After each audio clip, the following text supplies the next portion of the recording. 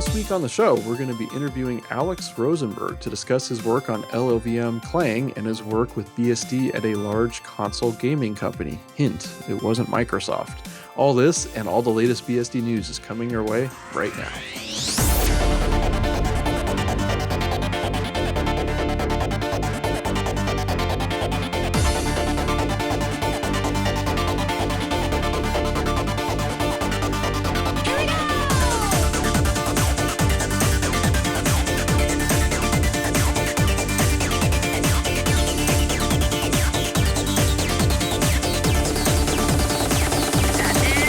BSD Now, episode 122, the BSD Black Box, recorded December 30th, 2015. Hey, I'm your host, Chris Moore. And I'm Alan Jude.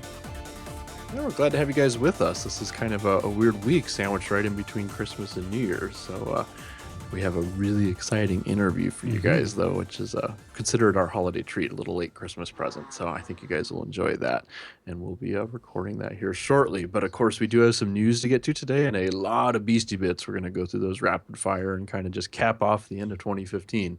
So we should probably just get straight into it here. So first up, we have a story written about life with an OpenBSD laptop, a Unix lover's tale of migrating away from the Mac, the good, the bad, and the ugly. So tell us a little about this, Alan. I think this was on the New York City Bug site. That's where this got posted. Yeah, so this was a talk given at the New York City BSD user group by Ike, or Isaac Levy, who's an OpenBSD user who works on networking infrastructure mostly. So he's given a couple of talks about that type of thing. And, you know, being a heavy BSD users for networking and so on, but he still used a Mac for his everyday work on his laptop. And so he's gives a talk here about actually transitioning to using OpenBSD on his laptop. So yeah, he notes that, you know, he's not actually a committer on any of the BSDs. He's just been a user since 1999. And he's kind of new to living with OpenBSD rather than just using it for work. So he kind of walks through some of what happened and, you know, talking about getting his first computer, that whole Apple commercial. Way back. Next Station or whatever, when OS X came out and so on. Gives a quick background on what OpenBSD is, has this amazing diagram of two PF routers using CARP for failover with PFSync to keep state. This is the craziest diagram I've ever seen, but it's awesome. But he talks about how to pick the hardware for his working laptop, basically going from his MacBook to a Lenovo. Getting that actually working, knowing, he bought OpenBSD on DVD or CD, used the man pages and the how-tos on the website. Talked a bit about hardware compatibility, asking around to other people and so on, but what he spent. Some interesting ideas about the future where there might be ARM or MIPS laptops that could be interesting. Yeah, that would be. But then he goes on to actually doing it, talking about, going through the installer, just following the instructions, using the package add utility on OpenBSD to install binary packages, the dealing with wireless and, the binary blobs and all that kind of thing, dealing with upgrading packages and upgrading this base system itself separate from the packages. Power management and actually getting that working, dealing with suspend and resume and battery life and all that kind of thing. And then he's like, what else do you need? And closes his laptop. Yeah, done. Yeah. Talks a bit more about it. Has some screenshots here of different window manager setups that he tried. Kind of give you an idea of what you could have, and so you can decide what you like. Kind of a mix with TWM and other stuff, or you could always, just use KDE or GNOME or whatever. He decided to stick with XFCE. It talks a bit about using tmux and stuff, especially with dealing with routers and stuff where you're on serial all the time. He says the most daunting parts for coming from being a Mac user were looking at which web browser to use, Firefox and or Chromium, and especially now that YouTube is HTML5 for the video on demand means that no more Flash craziness. Thank God. Using Thunderbird or Claws for email and so on, and just package add for all of those rather than trying to build Firefox because that would take a while. He talks a bit about why he settled on XFCE, but he says these biggest things that he took for granted when he had a Mac that he doesn't have now were a journaling file system.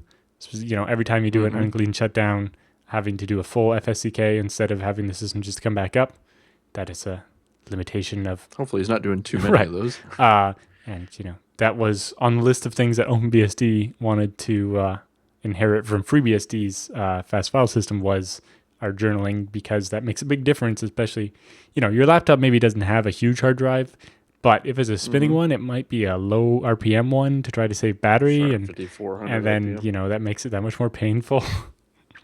UTF-8 and Unicode everywhere, especially with grep. Although I think since this talk, OpenBSD's had a hackathon specifically about that, and maybe that's improved somewhat now. Cool. He also missed being able to sync pictures and contacts with his phone. I'm assuming that meant he had an iPhone, because if you have not an iPhone, it usually can just show up as USB mass storage, and you can just copy files to it. You can do that. Yeah. But syncing contacts their special software. Syncing contacts is a bit more of a thing. Then he was comparing the music that comes on an iPhone versus what you get with OpenBSD, since every OpenBSD release has a little song, which is quite entertaining.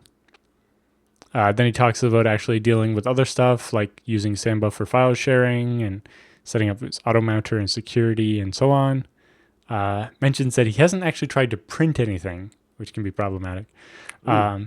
Yeah. I solved that for myself by buying a network printer that can just do like IPP or whatever, and managed to print and even scan from PCBSD.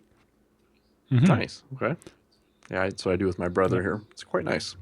And yeah, he says, there's many things to love about using OpenBSD, and he's actually going to maybe try out some of the other BSDs as well, just to see what's going on.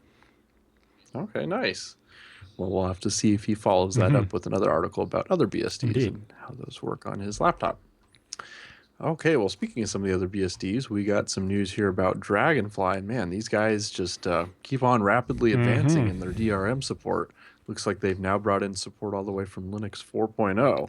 So this just landed. We have the commit message here if you want to take a look at it. But some of the notable features, we'll just go through these, is they've added basic Skylake support. So wow, right on the cutting edge there. Yeah, it's the newest processor that comes out. So there was, Sandy Bridge and Ivy Bridge, and then we had Haswell, and then Broadwell, and now Skylake. That's right. So yeah, they've caught up to that. Also, panel self-refresh. We talked about that many episodes ago where they added that initial support. That's now supported on Valley View and Cherry View. Which I think are the Atom low power processors. Yeah, I believe so. Which would make sense. That's where you'd want it to, because that's all about saving some battery life. They did preparations for atomic display updates and also some performance improvements on various GPU families, including Cherry View, Broadwell, and Haswell. That's pretty cool. Also, they mentioned here GPU frequencies are now kept at a minimum of 450 megahertz when possible on Haswell and Broadwell, which kind of ensures a minimum experience level for various types otherwise of workloads. It might clock it down so much that your graphics performance would get really bad, and then you'd be like, why is my computer chugging all of a sudden? It's like, it's trying to save some battery. No.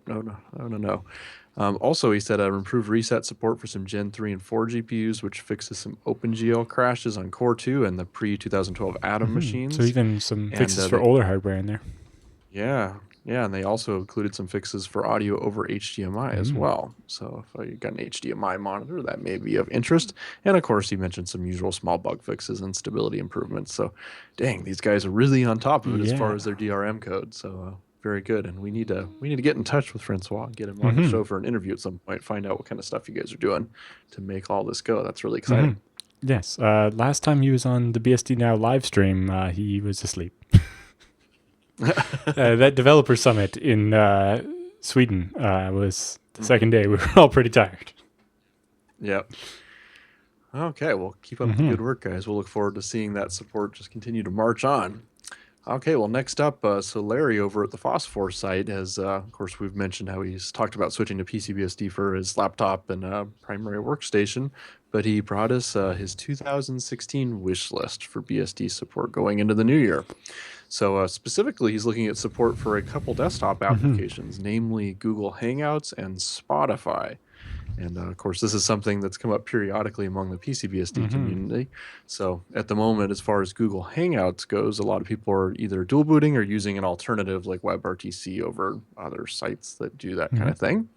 However, there is a Google Hangouts plugin available for Linux, so maybe somebody will have to mess around with that on current now that we have the updated Linux stack. Larry links to a post on the FreeBSD forums that's at least somebody trying to use the Linux one under the emulation. I don't know how far that got. But I know a bunch of FreeBSD developers use Google Hangouts, and it'd be good to get that working. Yeah, definitely. If it would be possible. And then Spotify, I know there are also a number of FreeBSD developers who would love that. And that's why back in actually 2014 now, that feels like it wasn't that long ago, when sitting in the Hacker Lounge, Gavin specifically mentioned Spotify. And so I was trying to get that working under the then experimental newer Linux support in FreeBSD. And because of my limited testing environment, because that wasn't actually in FreeBSD head yet, I was working off a branch in a VM that was Beehive, so it didn't have any graphics. But I did make a bunch of ports to satisfy the dependencies for Spotify, and got it far enough that it got to the point where it was asking for the X server and not just crashing. So X11 forwarding, Alan, over SSH. I didn't think of that. Could have tested that. It was late at night and I was in a foreign country. Not that that's ever stopped me before. True. But yes, I'll have to dig those out. And well, I don't know how close it actually was to working, but I might have to grab that and see. Of course, I imagine the Spotify client might have been updated once or twice since then as well. Sure. Maybe it's already been broken again. Who knows? But it seemed that was at least somewhat possible. And Larry also mentions that he could have always run the Windows version of Spotify under Wine, but he's not a huge fan of Wine. And, Yeah, I'm not a huge fan of doing that either. That's a really last resort option. But yeah, it'd be interesting. I guess if some aspiring porters out there want to get involved somewhere. We talked about this a little bit in the pre-show, but on the Linux side, it's mostly a matter of just creating the port wrappers for the various Linux packages. There might be some dependencies it needs. So if you're looking for an easy port to start messing around with, you're not actually tinkering with any code, there's lots of examples in the ports tree how this is done already. Yeah, I will have to try to revive my extra ports that I created for Spotify in my working tree to see if I can't at least frob that into maybe getting Spotify going again. Although, as much as I would love to spend a day trying to get Spotify working, I have a bunch of other stuff that really is more important to do. You got a lot of patches in Fabricator. Yeah, I do. And I have a bunch more that aren't actually in Fabricator yet because they're not quite finished. Well, we need to get your boot environments patch has been there for a while. Can we just commit that So Devin and I have been frobbing on it heavily the last couple of days. And really? Okay. We need to solve one more problem, I think. I think we gotta... I need to make it truncate the name if it's too long so it doesn't break the menu. Okay. Sure. And then integrate another thing that Devin gave me the code for yesterday. And I think there was a third thing, but I don't know if it was important. But basically, we had three blocking issues, and I'm sure we've solved two of them. Okay. Well, yes, I remember the other one.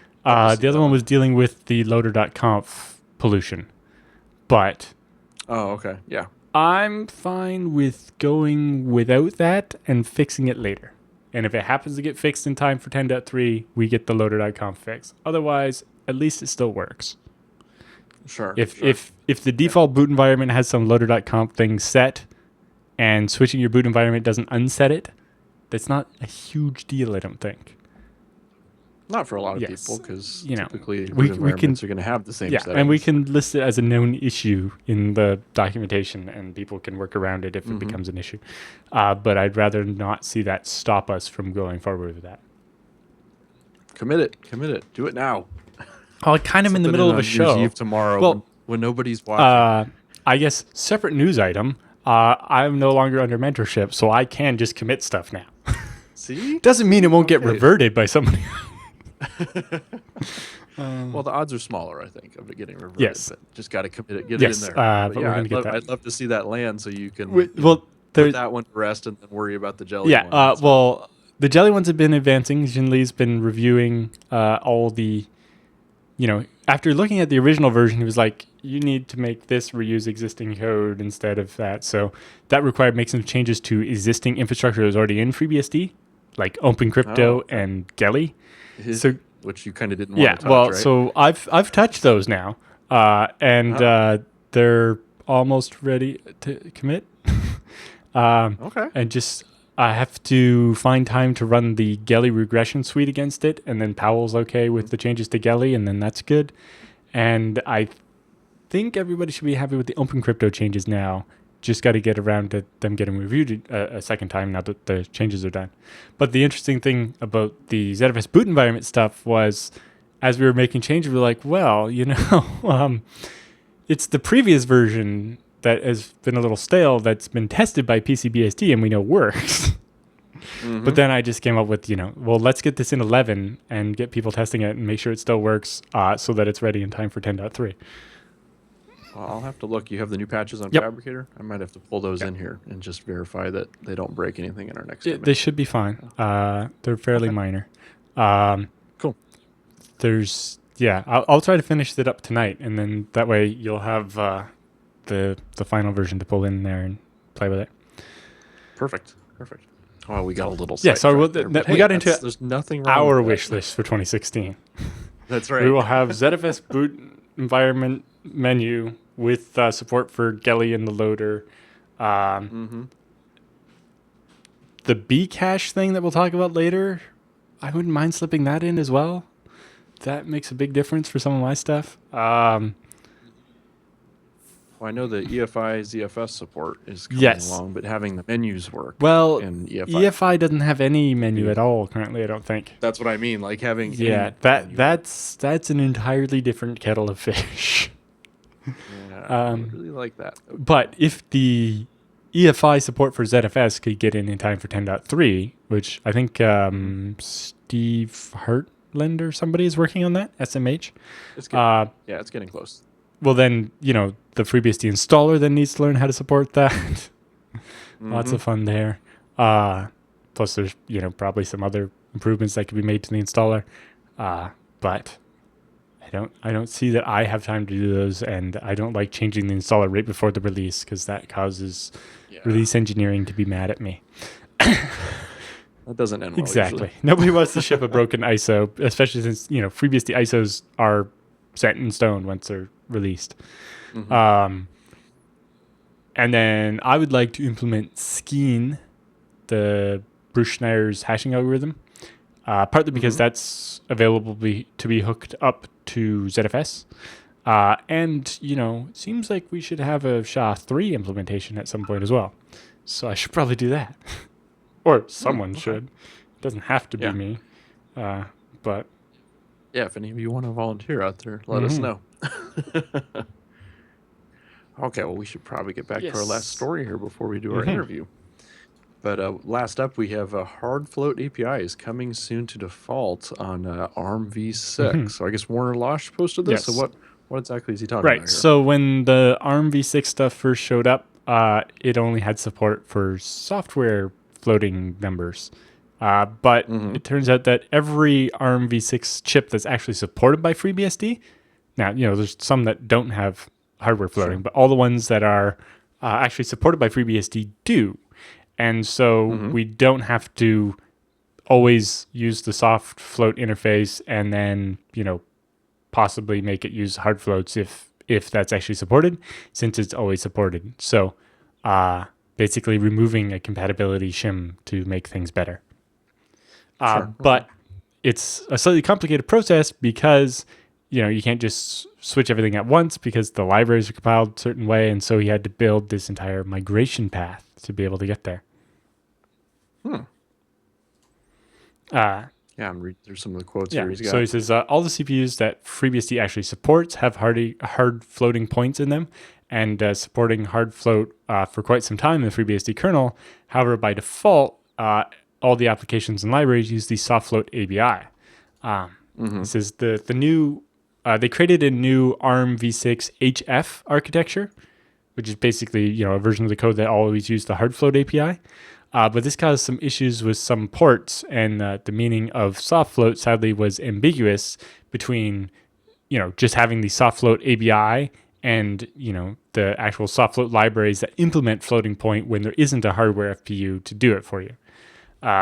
So over the course of the spring and the summer of 2015, he worked on ld.so so that it can load both soft ABI and hard ABI libraries on the same system. And then depending on markings in the binaries themselves, that in the little elf header, it can says it's soft float or hard float. So that was relatively straightforward to know which was which and just deal with it. But now that that's there, in the coming days, he'll commit the first steps to change, to move ARM v6 to always be hard float ABI by design. The kernel doesn't care since it can execute both. The new ld.so will allow you to transition through the change by still allowing you to use the older soft float ABI libraries and have those coexist with systems that have the new hard float ABI libraries. That change alone isn't enough, but it should be enough to get people through the transition so that, in the process of upgrading, you won't be stuck with a broken system. And you won't have to rebuild everything right then. Just as you upgrade stuff, all the soft stuff will just go away. And the plan is that the ARM v6 HF architecture that was created will be removed before FreeBSD 11 ships, and no one will ever have to know that was a thing.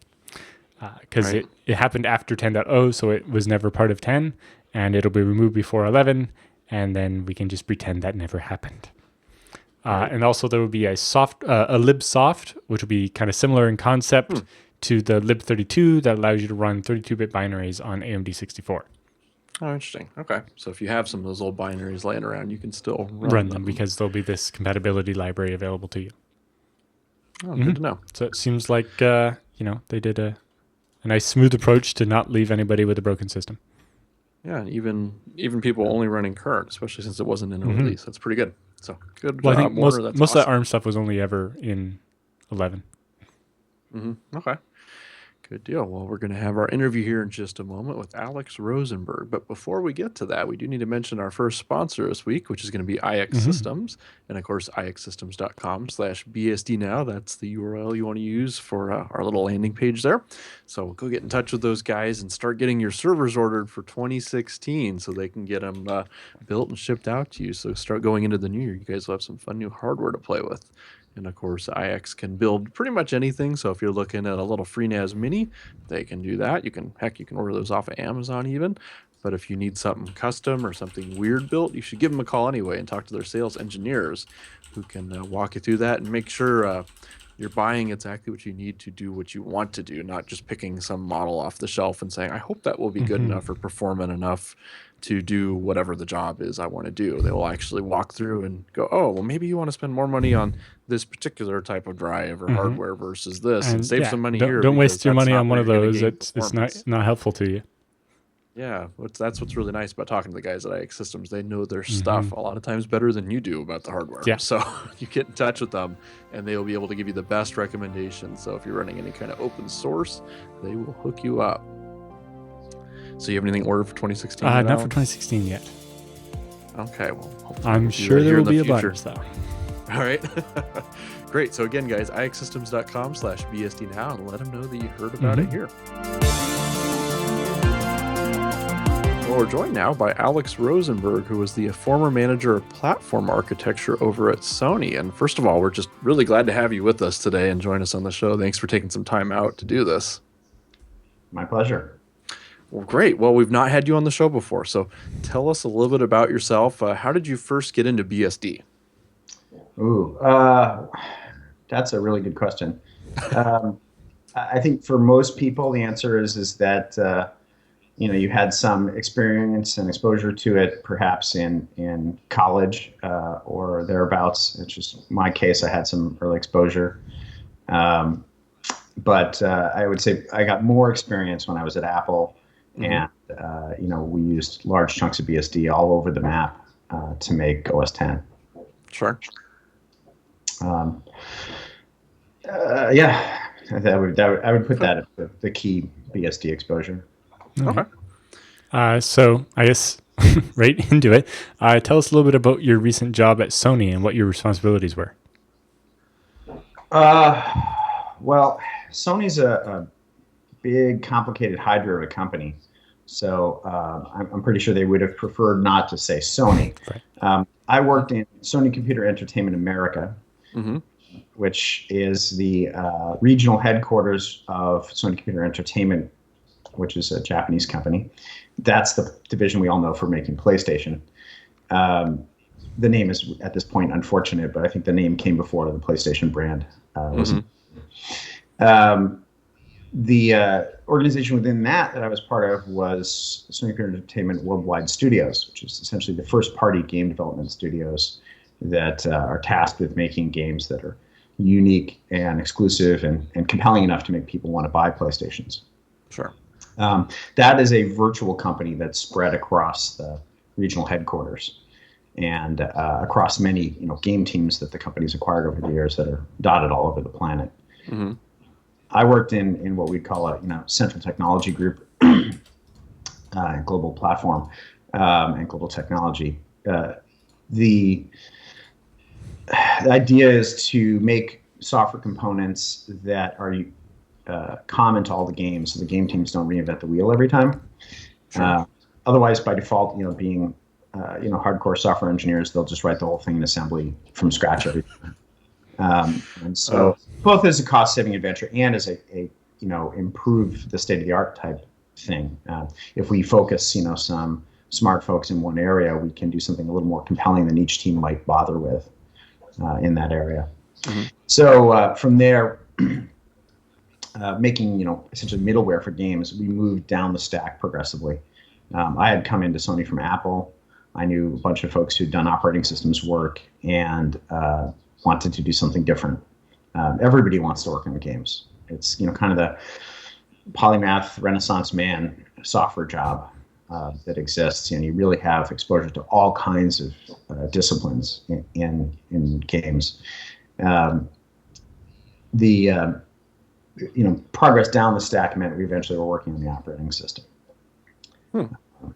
Yeah, we started with components like user space memory management.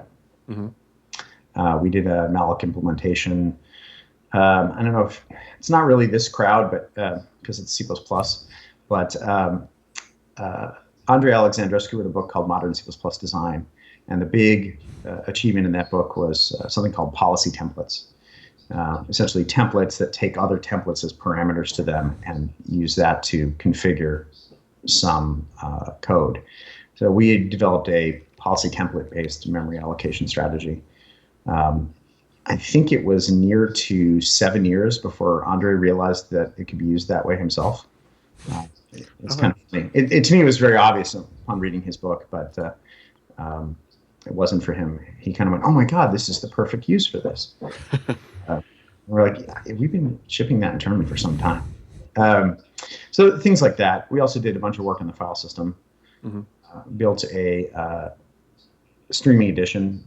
So if you look at games, typically the AAA titles from Sony, like those from Naughty Dog, like Uncharted or The Last of Us, after the initial boot load of the game, which is usually fairly long because you're filling all of RAM on the console. When that's over, you basically never see a loading screen again in those games. Sure. It's a continuously streamed title. And we built a software component called Files that was critical to that behavior in games from Sony. And that got us deeply integrated with the file system team. We did some in-kernel work on the PlayStation Vita and continued for PlayStation 4. Oh, very cool. Well, you were also responsible for selecting and championing both LLVM and BSD as the basis of the PS4 toolchain and OS. So what drew you to these two projects specifically? Let me give you a bit of background first. Okay. So I showed up, and PlayStation 3 was fairly deep in development. It had been going for years at Sony. And I had the distinct advantage of having been disclosed on the cell chip when I was at Apple, as a possible buyer of the chip, and what modifications would Apple want. We do that kind of thing all the time. And so I showed up already knowing about the chip, whereas most folks at Sony who were working on PlayStation 3 games didn't yet know about the chip's details. Sure. So that was a distinct advantage. As we worked on PlayStation 3, there were several moments where it was very clear to me that the operating system team in Tokyo, although they were trying extremely hard and did quite an amazing job, really didn't know their customers very well. They didn't have a lot of direct exposure to the game teams, and they were making decisions that had to be reverted over time. That's part of what the first party studios do is course correct things. The little 1 or 2% here and there changes. There were a couple of them that were bigger, but I realized that the core competence in Tokyo was not software design and development, realistically, and their time would be better spent focusing on unique features of the platform in their software and leaving the, shall we call it, plumbing to existing open source projects. So when we started early development of PlayStation Vita, I was jumping up and down and going, you should use FreeBSD. And they're like, what is this FreeBSD you speak of? Is that like Linux? And that ensued a lot of conversations. The PlayStation Vita, of course, did not use BSD as its core, although like several of the other operating systems that they built over time, they tended to grab the network stack from a Japanese distro from FBSD or something like that, or parts here and there. If you look at the open source licensing statements, you can see all the bits and parts they've taken over time. And like everybody uses David Gay's floating point to string code or string to float code. So as Vita was happening, PlayStation 4 was ramping up, and the argument I'd made for Vita was taking hold a bit with people, like, maybe this is a good idea, so let's do some experimentation. We had a team port a PlayStation 3 game to Linux as a test, just a vanilla Linux. I would say more work was put into getting a backdoored driver put together. Typically our consoles, all game consoles, the game developers write directly basically to the GPUs. The GPU and the traditional OS driver speak in terms of a push buffer, which is essentially a list of commands with data blocks in it that the GPU directly executes. It typically has some sort of little front end controller inside of it that does that work. And the commodity operating systems don't do that. They hide that because they want you to write to an API like DirectX or OpenGL, which insulate you from those level of details, which are per chip. But the game console business, you tend to ship the same chip for 7 to 10 years or something like that. And so you do want people to write directly to it and get that extra 15 to 30% of performance that those API layers are eating off the top. Eke every bit out you can. Totally. And it makes a huge difference, for all the rhetoric that comes out of companies launching their hot new mobile tablet product and saying, "Oh, it's console quality." Yeah, no, not really at all. Not even close in many ways. Although those companies are iterating every year, whereas game consoles, like I said, are 7 to 10 year kind of windows. Anyway, where were we? So yeah, good. we were going into the LLVM and BSD as the basis for Yeah. Gen. So I'm just trying to think where in the interesting story to go You were here. doing the first test of a game on Linux. Right. Oh right. yeah. Mm-hmm. So that worked out, right? And that's a relatively unmodified OS. And the game worked. It wasn't hiccuping particularly badly or things like that. That gave everybody the evidence they needed to go further with that. There was quite a lot of discussion of, why FreeBSD, which we've not heard of? Why BSD at all? Why not the Southern BSD? Why not Linux? And I had to go explain licensing to people. Well, was that compelling? Yeah, of course. It's not the core expertise of software engineers to know licensing, right? If you work in a large corporation, you just do your job. You don't tend to know all these details. So they then went back and talked to the lawyers for whatever period of time and figured out that was okay. And so we started using FreeBSD. Mm-hmm. That worked out pretty well. LLVM is a whole separate story. Again, PlayStation Vita timeframe, we were looking at what compiler to use with Vita. There was an in-house compiler that a Sony division called SN Systems had built out of a compiler from an old company called Apogee Systems that they'd acquired. Mm-hmm. They had made that the platform compiler for, not a platform compiler, an alternative platform compiler for PlayStation 3, and had done the same code base, it dates back to the late 80s. So they'd used it on many platforms before that. And they're like, well, we're going to be using, an ARM core in Vita. So this compiler had worked on the Nintendo DS, so let's adapt it. And that was obvious to them. At the same time, the team internally in Foster City, California, that maintained GCC for PlayStation 3, they're like, well, GCC is the best ARM compiler. This isn't even an issue.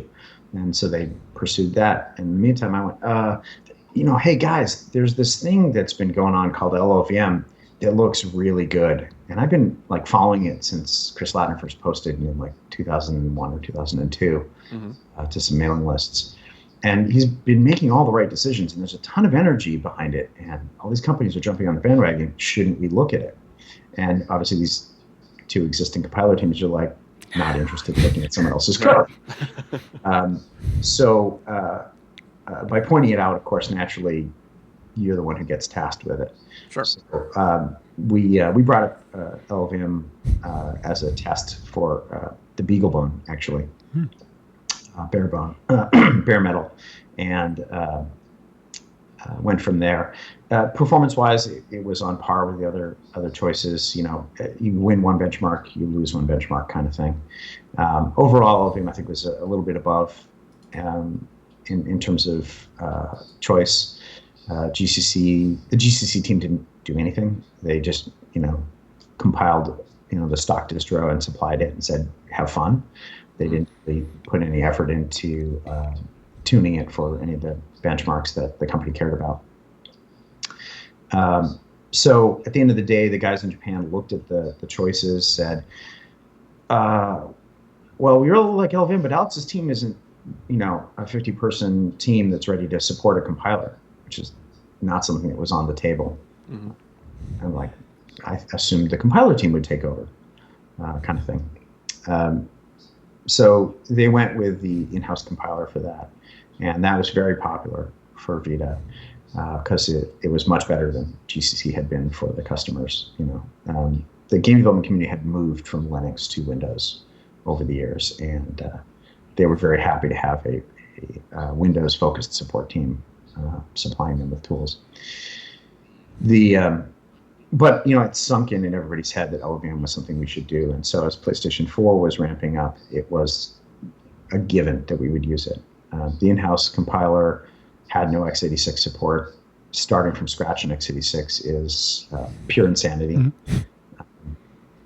So that was kind of the obvious choice, and I started ramping up a team to work on that from that beginning. Other teams joined in over time.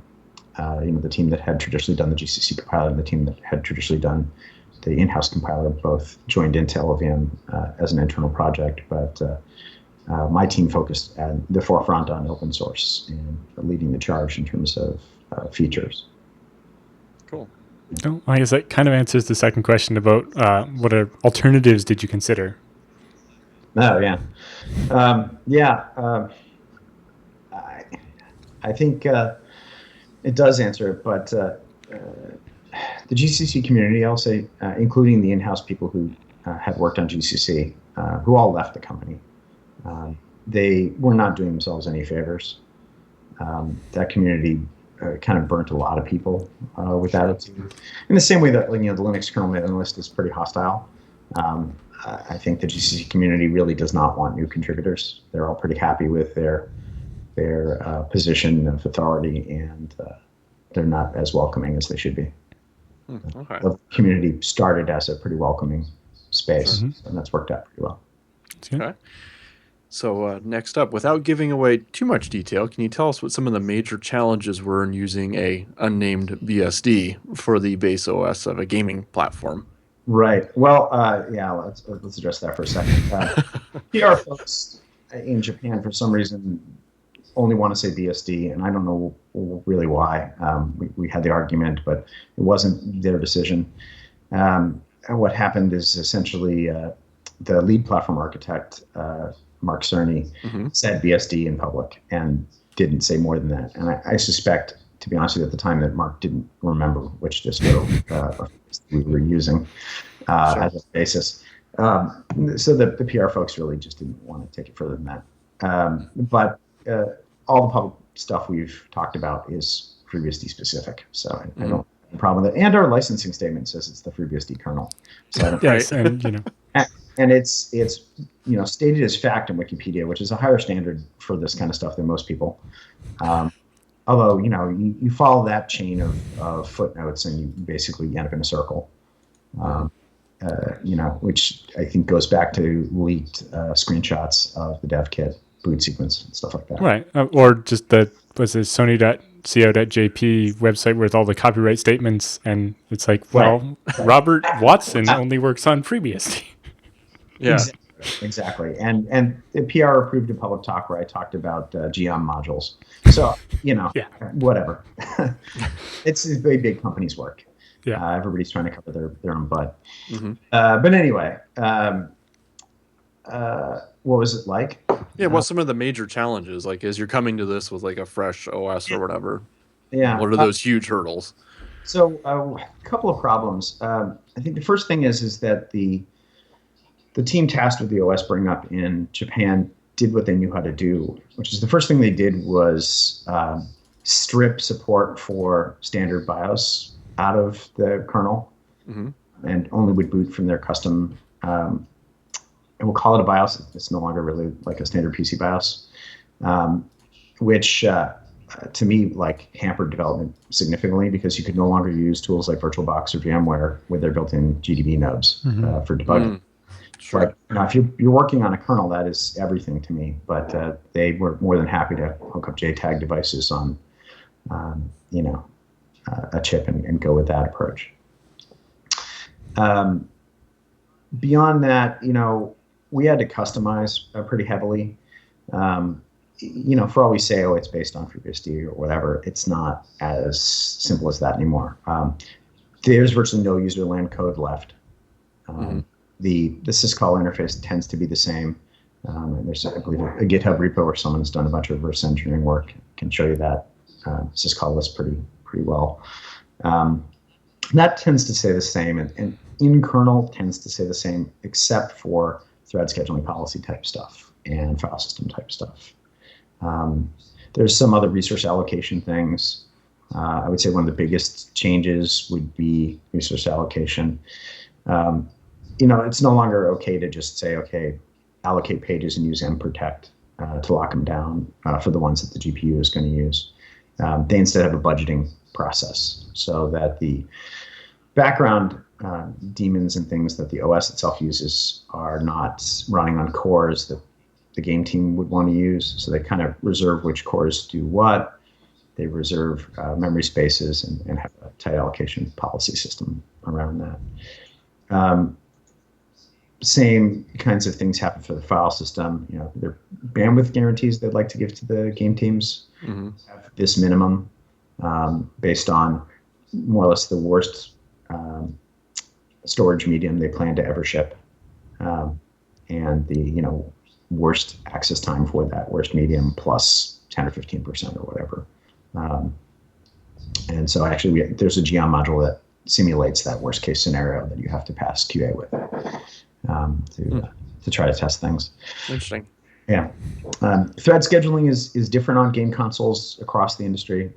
Generally speaking, it is preemptive to higher priority and cooperative to lower priority. So it does not make sure everybody has time. That's kind of your responsibility in thread priorities. User space, like I said, has completely changed. Every single API call was renamed. There was a coding standard, and everybody wanted to obey it, so they renamed everything. So you have, SCE pthread join, or whatever. SCE net select. Oh, okay. Sure.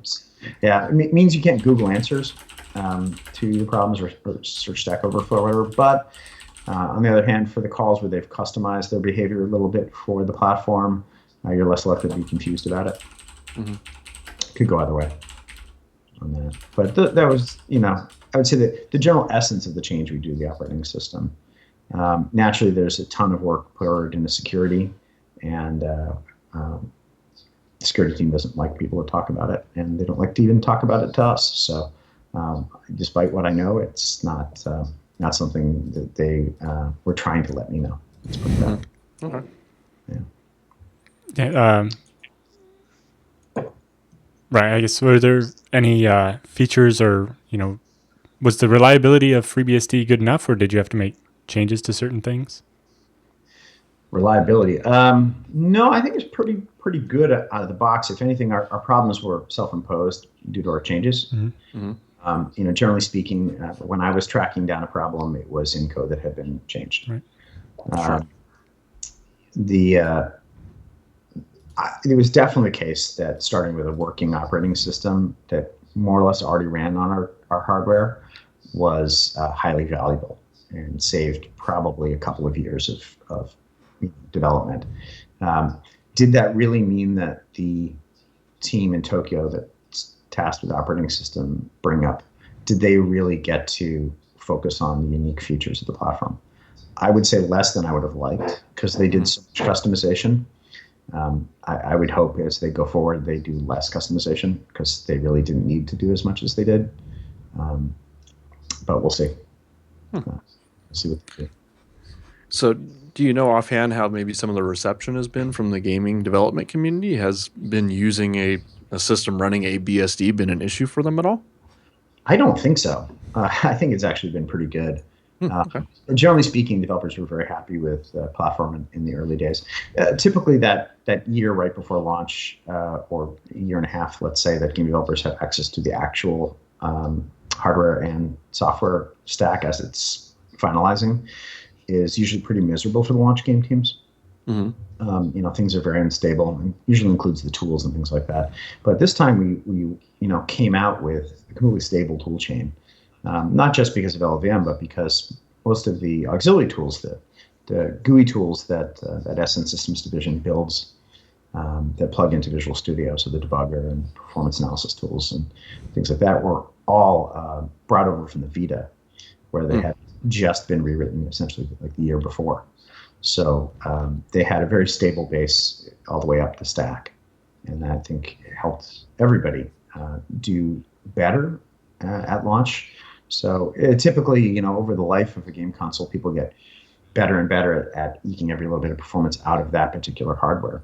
Sure. So the launch titles usually, they're not quite sure what's going to ship, how much RAM is going to be in it, how much storage space, what are the bandwidths going to be here and there, how many compute units will be in the GPU. These sorts of things maybe are variable toward the last minute, and the game teams don't know, so they underplan. They go a little bit light, and over the years, that tightens up. memory that had been reserved by the OS team for their own use, they realize they don't ultimately need, and they give back. Additional compute resources that might have been reserved are given back in scheduling policies and things like that. And the games will get better. But I think because we had a stable OS and we had a stable toolchain, people were able to do much better at launch. Also, clearly the choice of using relatively conventional PC architecture that people were very familiar with, that resembled the desktop machine they did their early development prototyping on, helped them a lot. I don't honestly think that x86 makes as much of a difference as people would say, because very few people can actually write assembly code for a modern x86 chip in any meaningful way. They're all micro-coded and cracked opcodes and all that kind of stuff, and way out of order, and humans can't do that very well. But familiarity means they can read the assembly, and they can, get an idea of whether they're matching the instructions they would like. Are we getting vector ops out of this loop, and that kind of stuff. So I think that helped. But general overall system architecture understanding was already there for everybody, and that was a huge improvement this generation. Okay, cool. So you talked a little bit about the way consoles access video cards being slightly different. So was that an issue with using BSD? Like, does that mean there's a graphics driver for? No. There is, you might call it a driver, but it's not a driver in the sense like you would assume from Windows and other more commodity operating systems. If you look at the Windows drivers for graphics, they have compiler, or 2 or 3 hiding in the driver. That's just pure insanity. Absolutely insane. It's also probably a giant security surface area problem. There is a driver. There has to be some OS involvement in handing over control back and forth between the GPU and the CPU. So there are, ioctls and things like that are used. Even though you're building this push buffer directly in these APIs on these platforms, there's still generally one kick call at the end that has to be an OS syscall. That also gives the operating system time to let overlay graphics get drawn and things like that that need to happen. It's been different on each console generation how that works. Some of them have multiple frame buffers and do compositing in the hardware so that the OS additions are not seen by the game and don't alter what it's doing in case it does something crazy like video feedback tricks or something like that. Sure. Very simple stuff. Driver work was done, obviously, for the hardware. Quite a few of the components in a machine like a PlayStation 3 or PlayStation 4 were new to that machine. They were either newly licensed sections of core IP, or they were, unique chips that were new, things like that. Okay. So how about working with upstream BSD? Is that something that still is ongoing, where you pull in, say, updates to security or new features maybe that land in the upstream version of the OS, or is it pretty much just its own thing at this point? Yeah, well, it's its own thing. There's definitely the security teams on the lookout for patches they need to pull in. Objectively, I would say that they suffer slightly from not being part of the community, not being obviously active participants in that process. But they have to pull in stuff. And they look at all the open source components that are used in the product, because it's not just the OS and the compiler and things like that. Sure. Quite a lot of components, and so they look across all of them. Okay. Okay, so shifting gears a little bit, you're a contributor to LLVM and Clang. So can you tell us a little bit about what areas you worked on and what your interests are in there? Sure. So it was, like I said, a project I was tracking for a very long time. Very early days at Apple, I was starting early days for LLVM. So 2001, 2002 timeframe, I was working on a side project of my own to start a new compiler. And I saw Chris's early posts, took a look at what he was doing, And most of the decisions he'd made in design were very similar to the ones I was making in the code I'd written. There's a key dogfooding aspect of using C++ to build the compiler.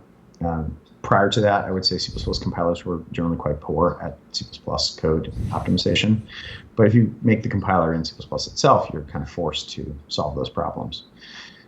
So that was a core decision that was very similar.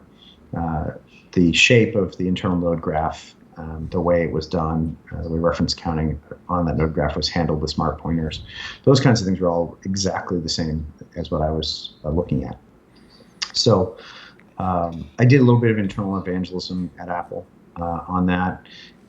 Caught the attention of two then relatively junior engineers.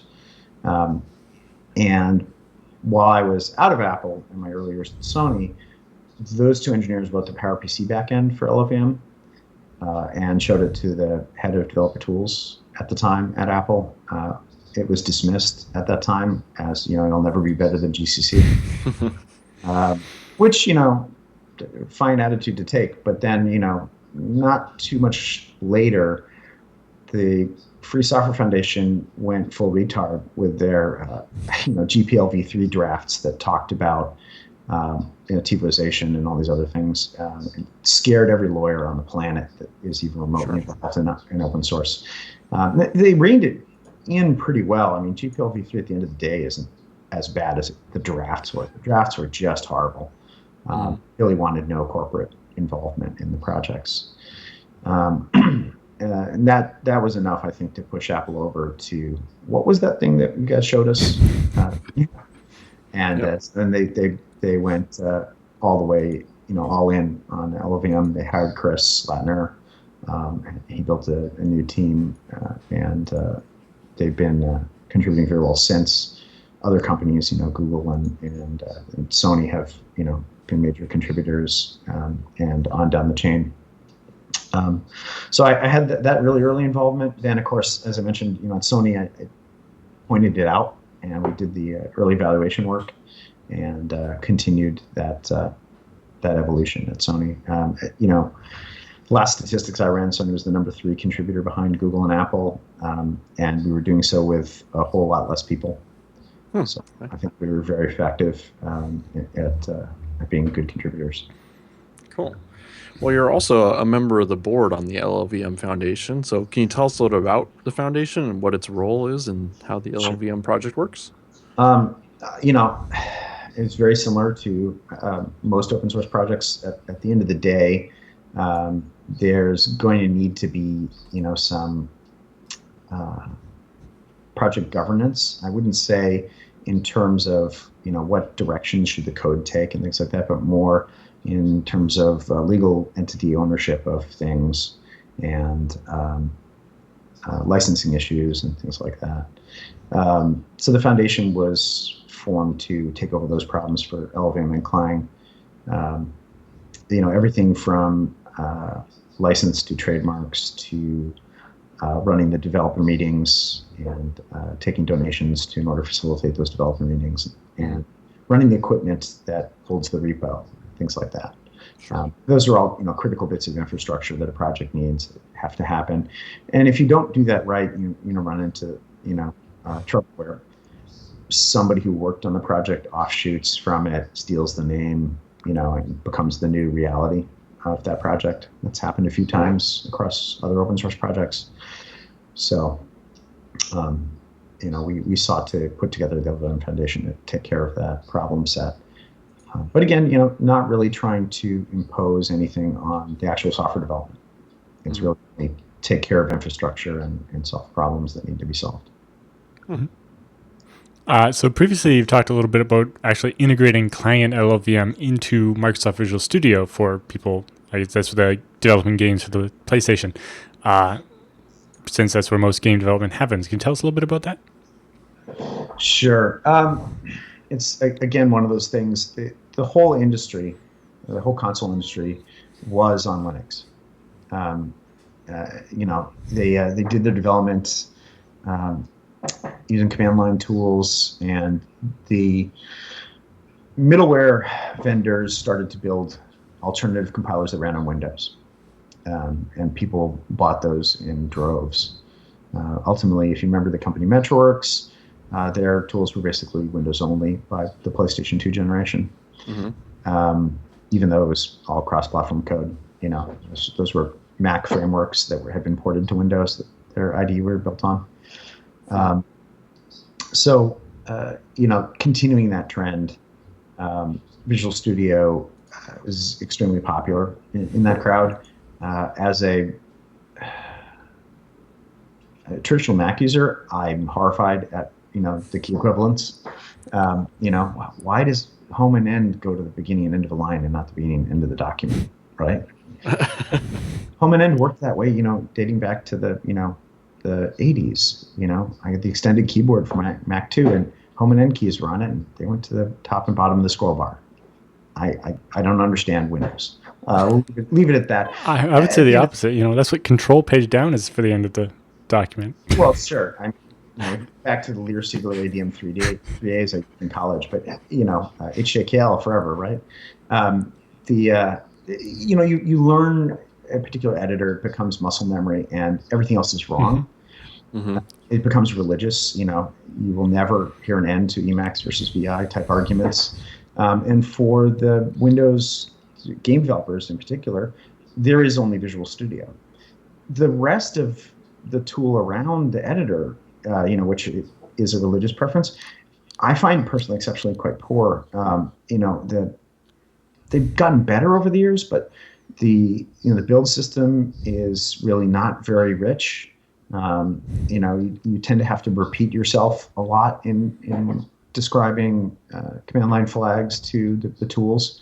Those happen in the leaf node of the graph, not spread throughout like you would find in a typical makefile or other things where you can sort of establish rules.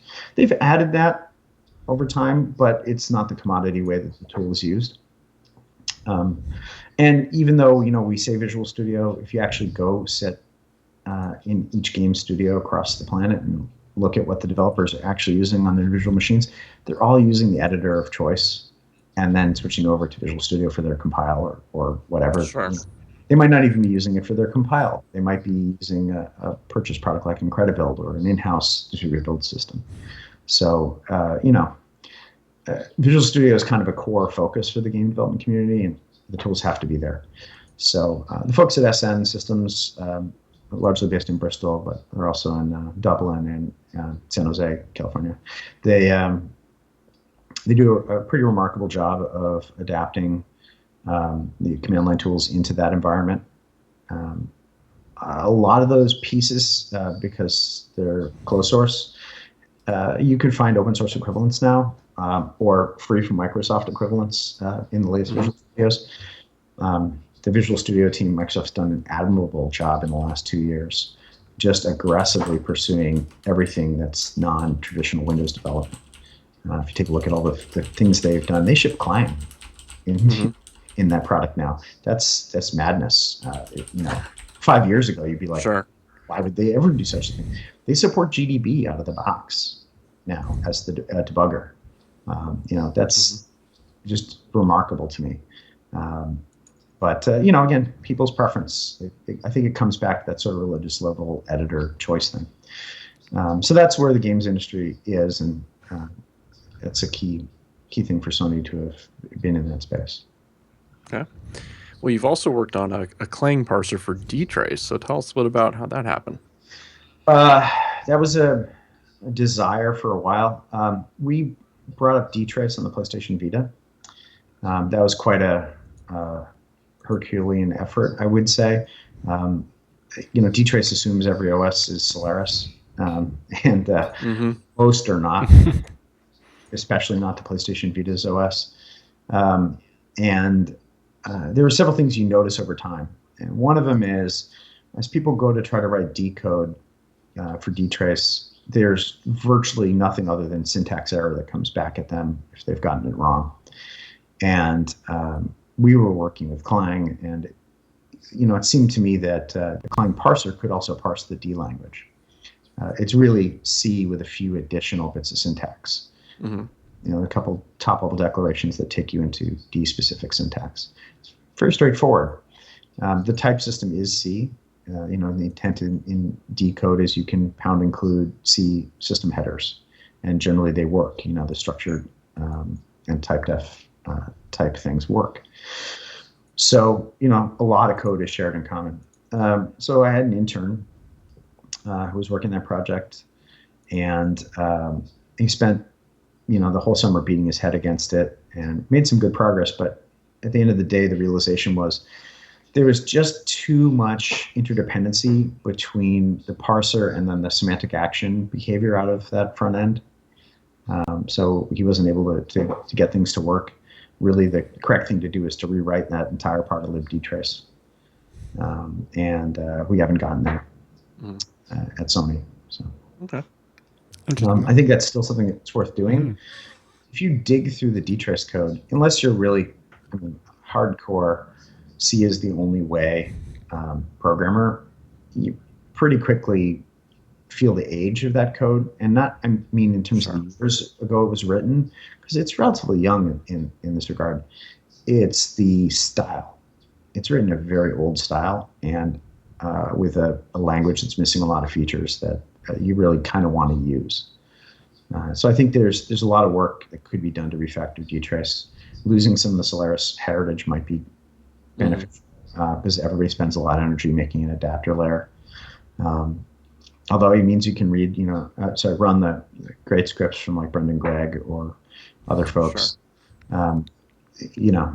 It's beginning to feel its age, and I'm not saying that, say, System Tap is better, but I think the world could use something a little more modern. Okay. Yeah. So can you tell us a little bit more of any upcoming developments in LLVM over the course of 2016? Ooh, good question. Well, I can guess at what the community is doing based on their commits. There's been a lot of effort at Google. Their so-called peak performance team has been working very hard on some things. They're trying to do a few very interesting projects in terms of improving profile-guided optimization. Right now, the profile-guided optimization is essentially front-end instrumentation based on language constructs. The folks at Google are working to make that a back-end based choice. So, optimizations will be added more in the middle of the compiler once the more final shape of the code is known. So it maps more directly to processor level instructions. And they're able to use PC sampling and some other things at that level then. And so I think we'll see a bunch of development in that area come out in the product. Although, it's all been happening in public for some time. I think that, probably ship in 2016. Obviously, there's been a huge amount of work at Apple on the Swift front end. And they've done some higher level passes as well that are specific to Swift. And I think that the energy behind that is infectious. So I think we'll see a whole lot of stuff happen. In terms of other areas, I'm very hopeful that the LLD linker will finally come online for ELF. Nice. Pretty much ready for COF. And I think ELF will happen this year. And with any luck, Mako at Apple will happen as well. And then we'll have a new quality system linker available in open source. Significantly faster so far than prior tools from any vendor. That'd be nice. Anyone's seen, yeah.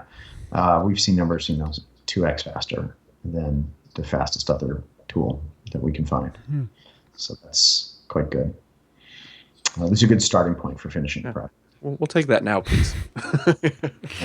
I think what's missing there, and things I'd like to see, and I doubt they'll happen in 2016, the rest of the binary utilities are missing in the LLVM suite. A lot of projects still rely on GNU bin utils. Maintaining that code is just self-loathing and torture. It's impossible to read. It's buggy as sin. Building it just, makes me want to, rage quit, put my hand through the wall type stuff. You try building a Canadian cross compiler if you haven't. It's just misery, absolute misery. Worse if you're trying to also build glibc at the same time. You build part way, then you control C the build, then you do this other thing, you move this thing, then you build again. Right.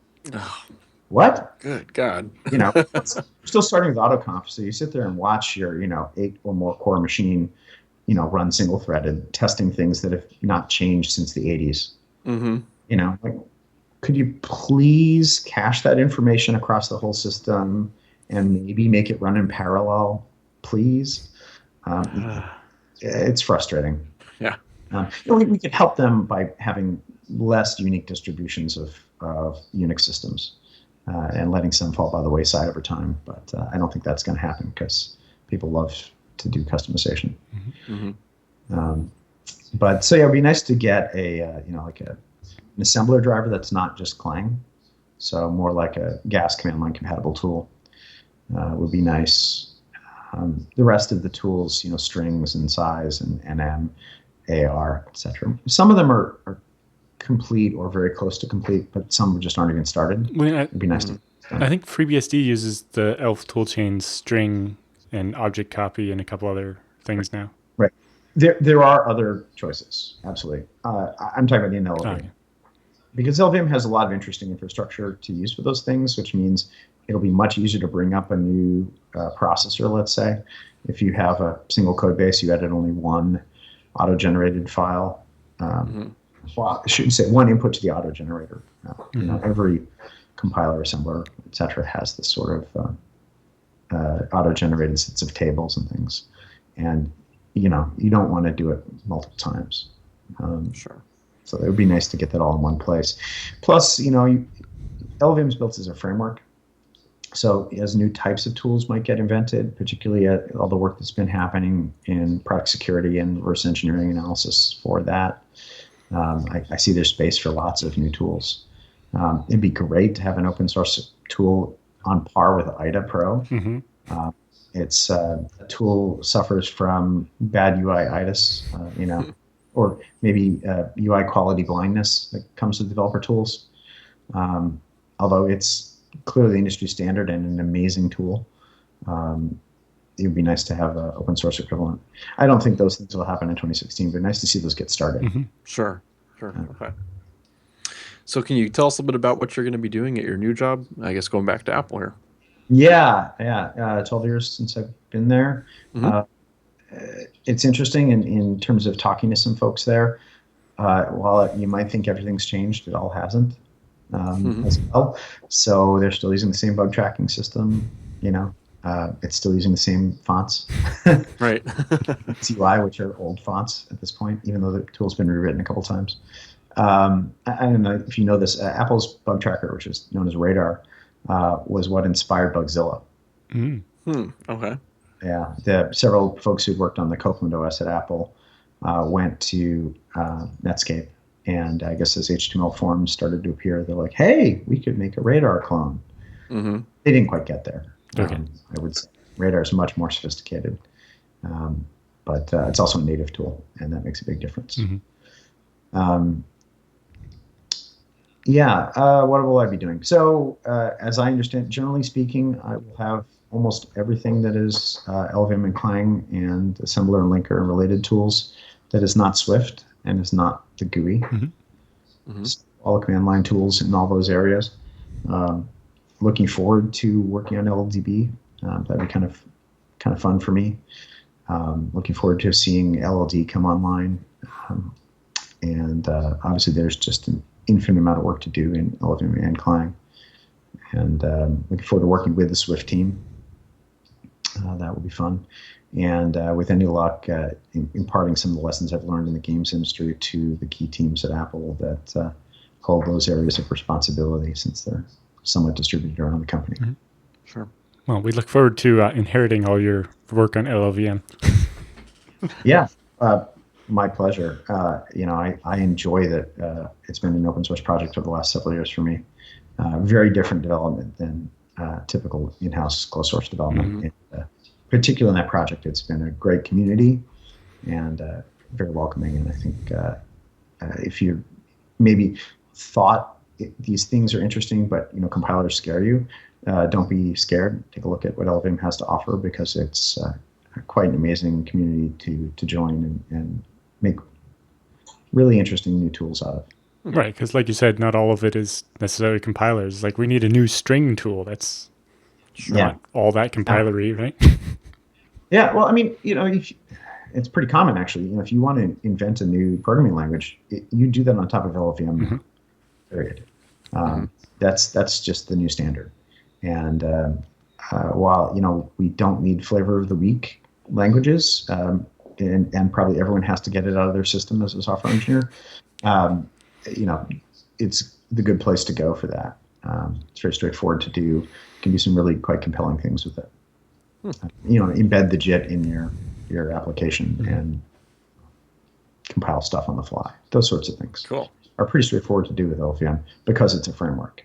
And I look forward to the fact that we'll have a system linker that is also a framework that can be tied in and that shares components. I'm looking forward to kind of upsetting that 1975, compile link, compile assemble link debug, kind of sequence. There's really no reason for the linker to come at the end. In fact, you're actually potentially penalizing yourself. If you have a big enough project, files you compiled at the beginning of your compilation are now out of this cache by the time you go to the linker. So why not have the linker process them immediately after they come out of the compiler? Right? That kind of stuff. Makes sense. Yeah. So I think there's some upset we could do to that because we have a common tool chain built out of common code in the framework style. It'd be interesting to see what we can come up with. But I think it's an uphill battle, much the same as if I were to tell you, hey, we should get rid of text as input to our programming languages and cached token streams, or some structural editor. These things have been pursued over the years, but at the end of the day, everyone's like, no, I want text. Now, my other tools use text. I'm comfortable with it. I can build my own tools to process my code, those sorts of things. Yeah. I mean, if we had something other than the C preprocessor, we would probably be doing better at those things today, but we don't. We have text-based tool that everyone's afraid of changing. Well, yeah. I like the idea of Clang integrated into my text editor so that it can tell me things as I'm writing the code. Right. Well, I mean, there was a major driving reason for Apple to do what they did with Clang's design. Xcode does so very heavily, and it works out well. And you contrast that with Visual Studio, which has multiple parsers they have to carry with them in order to handle those tasks. So, instead of having the fast mode that Clang has for handling what Microsoft calls IntelliSense, as type code completion. Instead of having a fast parser mode for that, they actually have a whole separate parser. And, there's no way around that for them at this point. They would have to adopt Clang full force. And they have too many legacy customers that can't quite go to Clang yet. So that's not something that they're prepared to do. I don't envy them. They have at least 3 parsers for C++. Ugh. Right? Yeah. That's a lot. Yeah.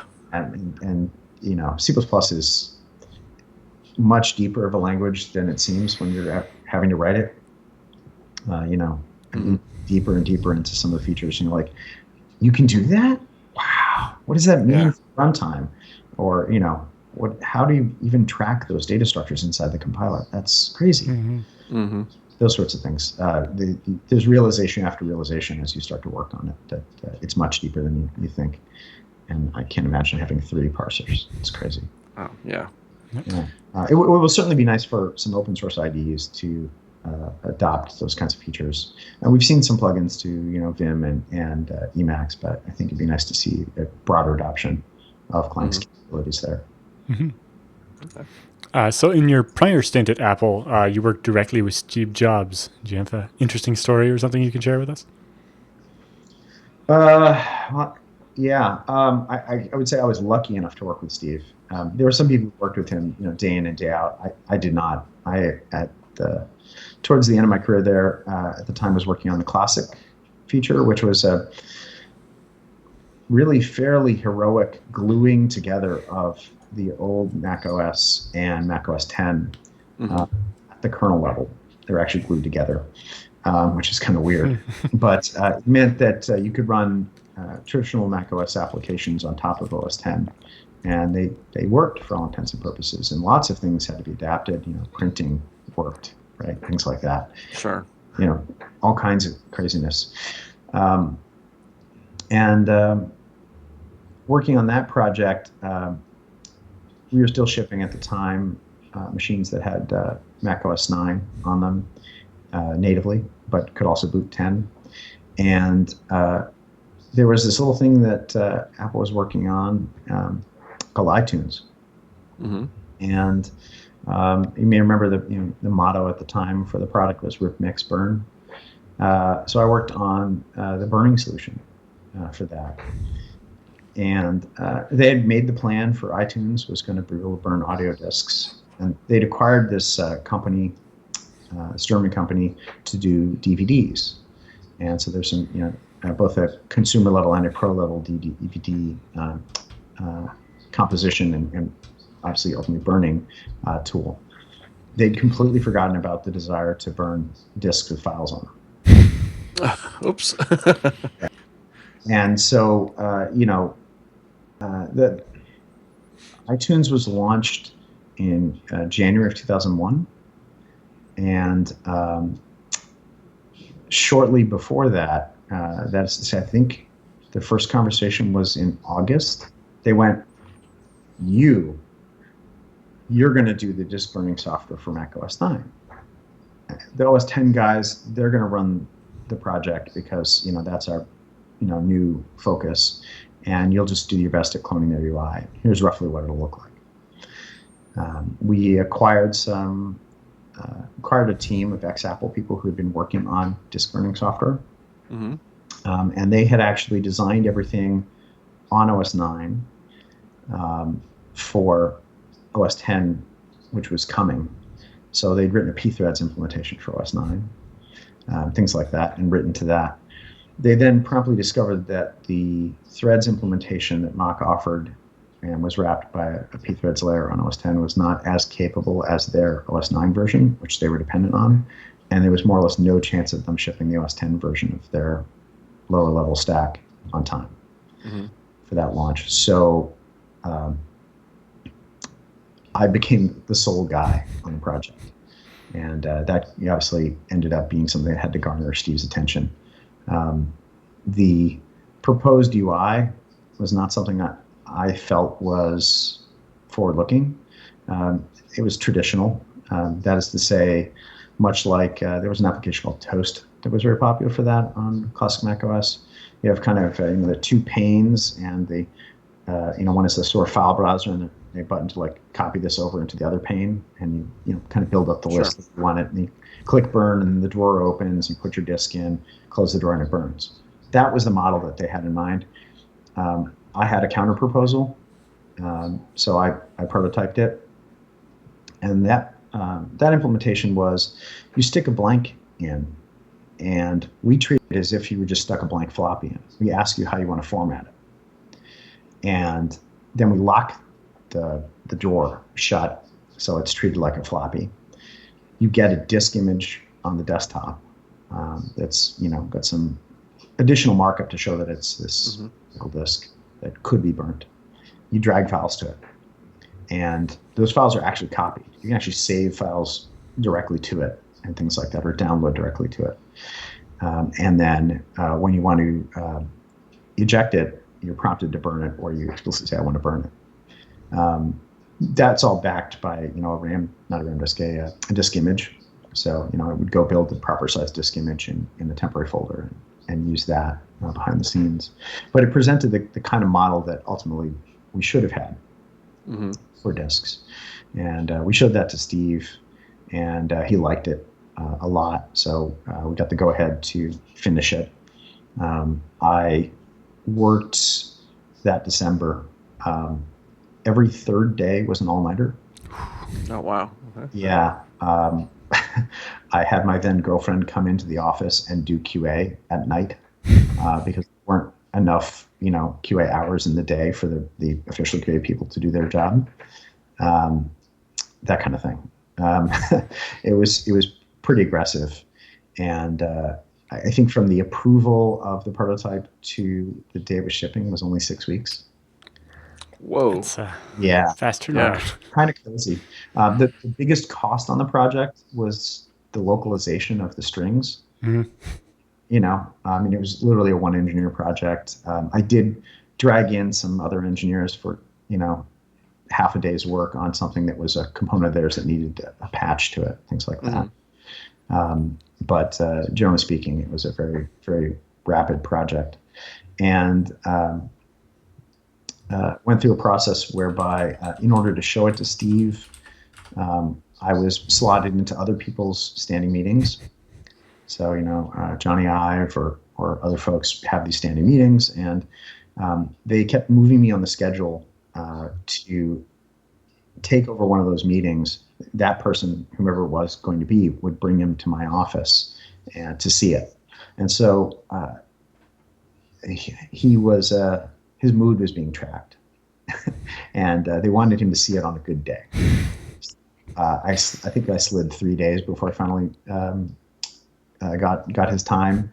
He came to my office. Everybody in the management hierarchy between me and him was crammed into a 10 by 10.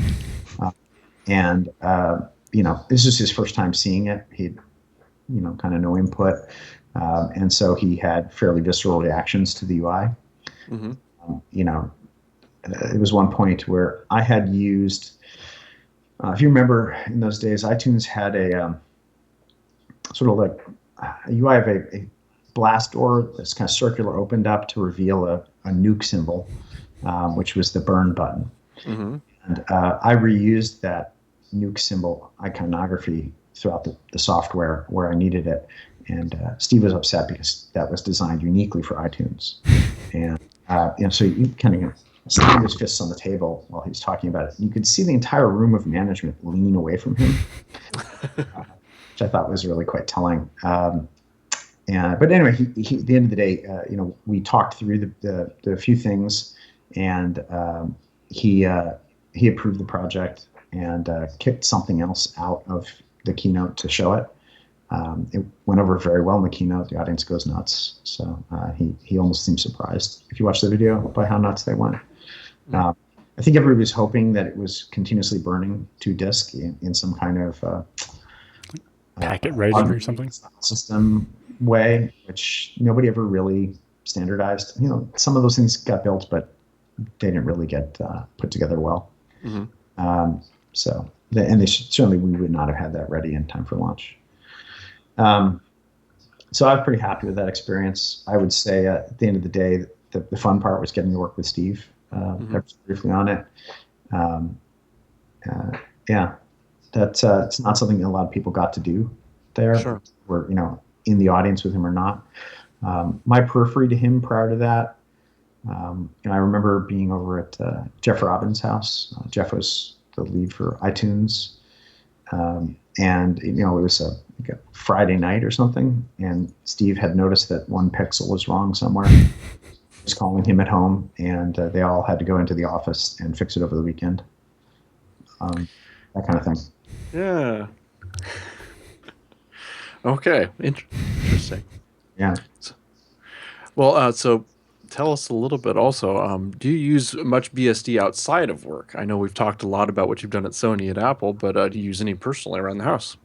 Yeah, of course. My house runs pfSense. Okay. And I think my biggest problem with that, I bought a white box from Lanner. A lot of people are using old WatchGuard fireboxes for this. So why don't I buy a modern machine from them and get ASNI and get the quick assist hardware, because I'll be forward looking in my choice. The problem is, of course, I was trying to run it on top of ESXi, the free edition. ESXi basically doesn't support anybody's hardware except very specific machines. So like fan control didn't work, temperature sensors didn't work, and I don't know why. It's just pretty standard WinBond chip sitting in that thing. None of that's there. So that I was pretty miserable for a while until FreeBSD 10 based pfSense came along, and I could finally on the EFI only box I had. And then even then, there isn't really, I would say, a good fan and thermals solution in FreeBSD. It's still not quite there. It's kind of disappointing. That's the way it is. Mm-hmm. The same, even like the LCD proc support in pfSense is not great. It's pretty standard built-in display on this box, but it doesn't work too well. And it's always these peripheral things that don't work in open source OSs, right? Everybody jokes about Linux sound. I have a Raspberry Pi running a distribution called Volume.io, whatever it is. And I had to spend a bunch of time, recompiling some things and patching them in order to get it to work correctly.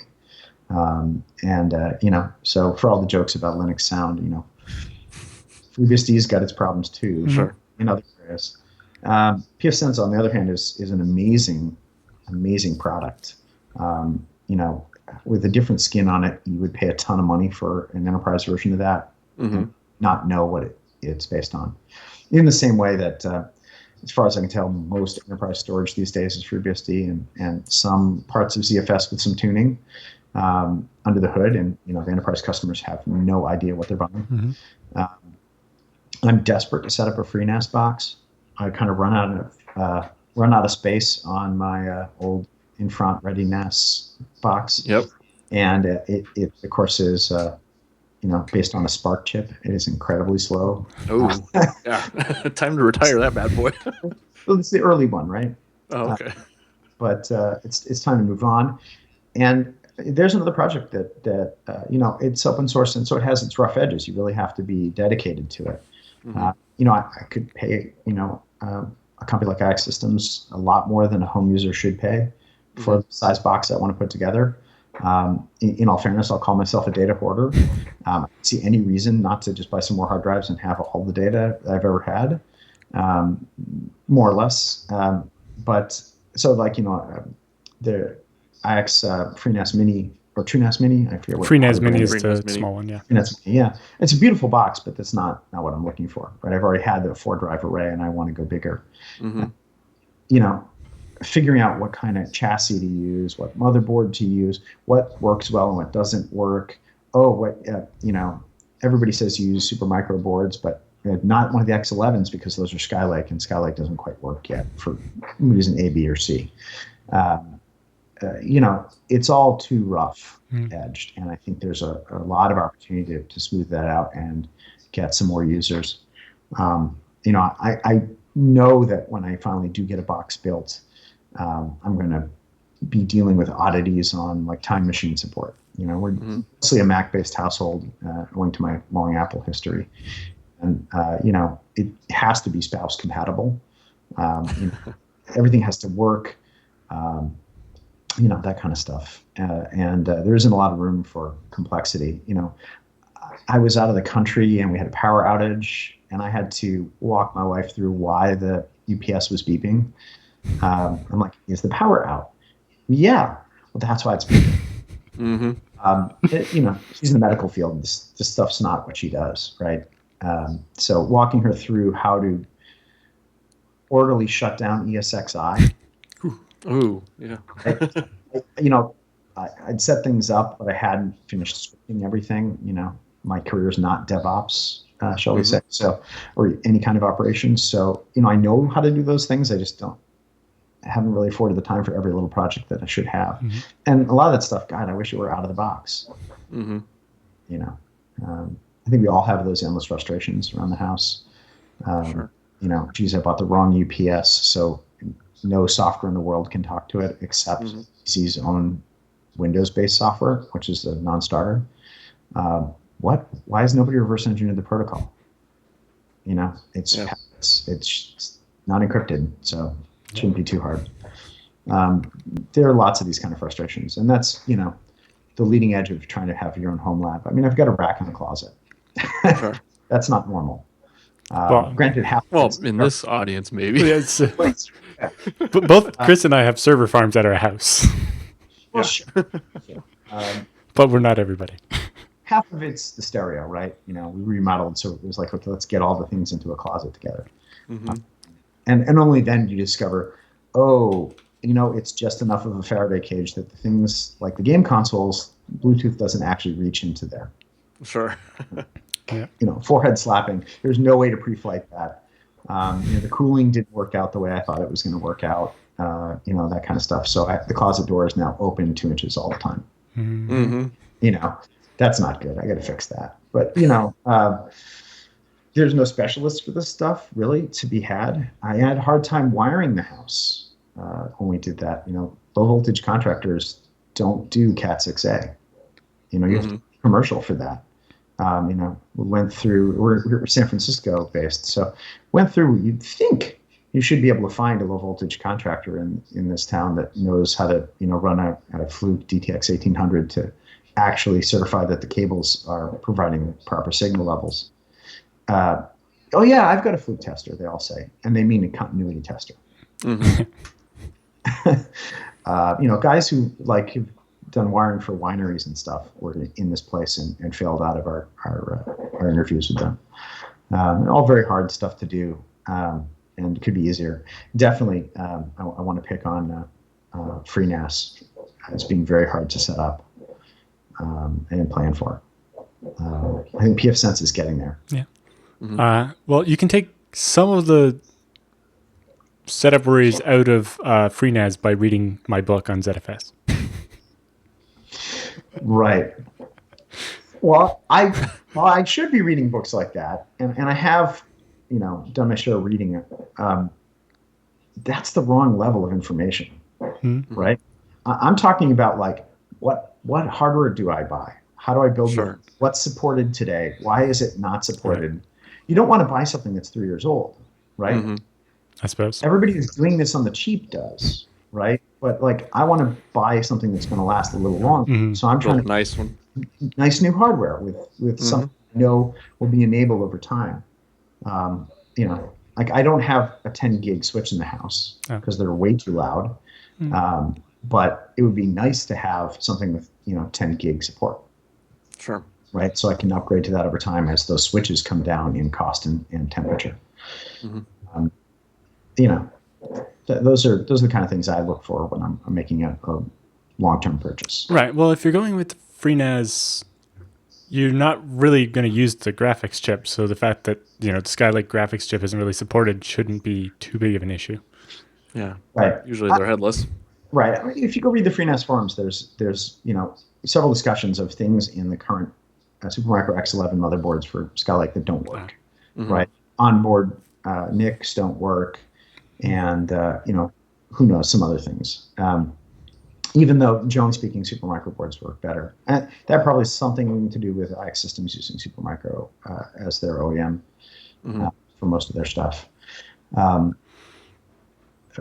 yeah, the community, I think, needs to get the attention of companies like Intel a little bit more and a little earlier in terms of getting that support in place. Yeah, well, with Intel, we get pretty good support on network cards, but not on Wi-Fi or graphics or other things that are a different team at Intel that apparently don't even know we exist or something. Yeah. Right. Yeah. I don't care if the Wi-Fi doesn't work or the graphics chip, as long as I got serial out that's necessary to run the thing. But the NIC kind of needs to work. NIC should work. Yeah. But there were, I don't remember all the issues that were on. There were some other ones that were just made it a complete non-starter. Some system management stuff, it was thermal or fan, or I don't know what it was, didn't work either. Yeah, I'm spoiled because I have the server grade Supermicro stuff, so you manage the fans through the out-of-band management stuff. So you can use IPMI tool in FreeBSD to turn the fan up and down, but there's no native way to do it. Yeah. Right. And that doesn't really work for the white box tower you built, right? No, that doesn't. I mean, more or less, I have to write a driver for that thing of some kind, even though a driver is not the right layer, because the thermal stuff is not handled clean. There's no clean architecture for it in the system. It's if you go look at, my Lantern box most closely resembles the WatchGuard fireboxes everybody uses. So if you go read the pfSense forums, there's a handful of people who, do all the work there, and run this weird command line tool to talk to the WinBond chip to do what you need to do. It's not built into some nice architecture that abstracts it like, the other kinds of components are abstracted. It just seems like a glaring hole to me. Yeah, there's It's different on everybody's hardware, right? there's a whole discussion going on with the same thing for trying to get some kind of sensor framework in FreeBSD for just reading sensors, not even controlling the fan, but just knowing the temperature. Right. Yeah. I mean, and you even look at what's, was it LM sensors and stuff like that. None of that's great. You look again at something like OS 10 and IOKit and the registry they have in the IO registry. It's way cleaner. If that kind of stuff. I have no idea how a detail like that's handled on Windows. Thank God. But I'm Better sure off not knowing. probably still cleaner because they have all this different hardware to support. At the end of the day, so they've got to do something there. Yeah. Cool. Well, anything else you want to add as we wrap it up here? I mean, other than I love the show.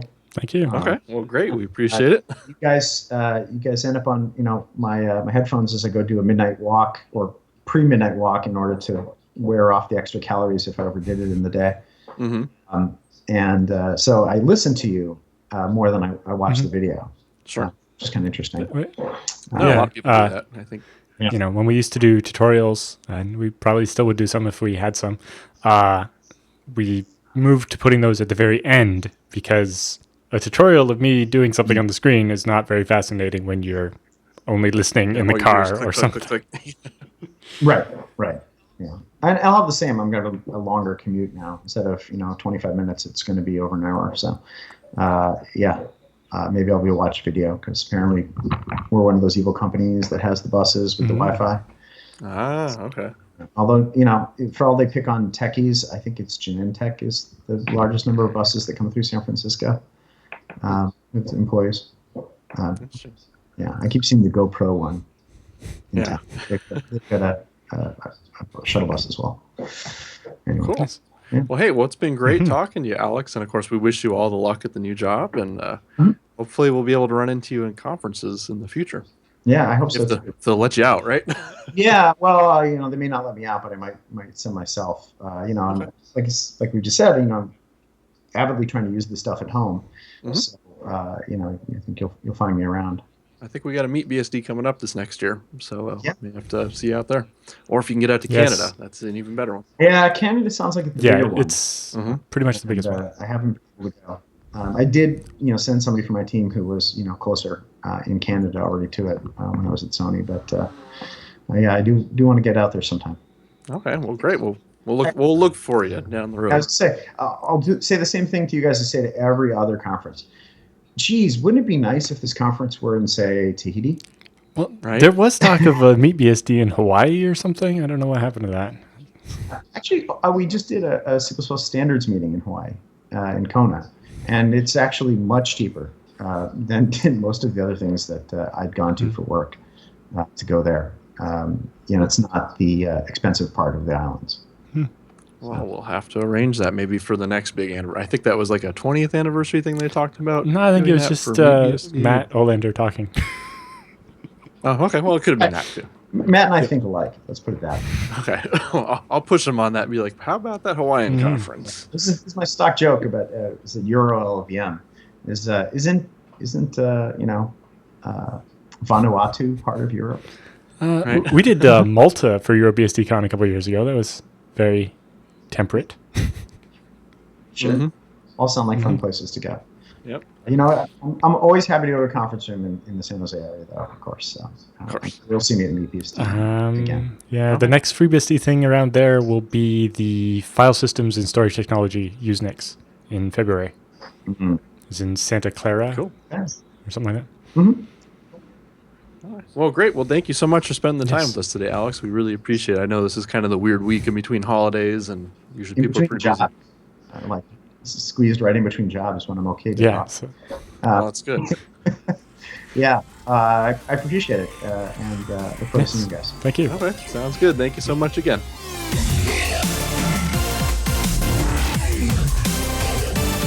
Okay, hope you guys enjoyed that interview. We're so glad that Alex was able to spend the time talking to us about this, and he's had this weird opportunity where he was in between jobs and he could talk about some of these things. So before he goes from that was quite awesome. behind the great firewall That's of right. Sony to the great Cupertino firewall.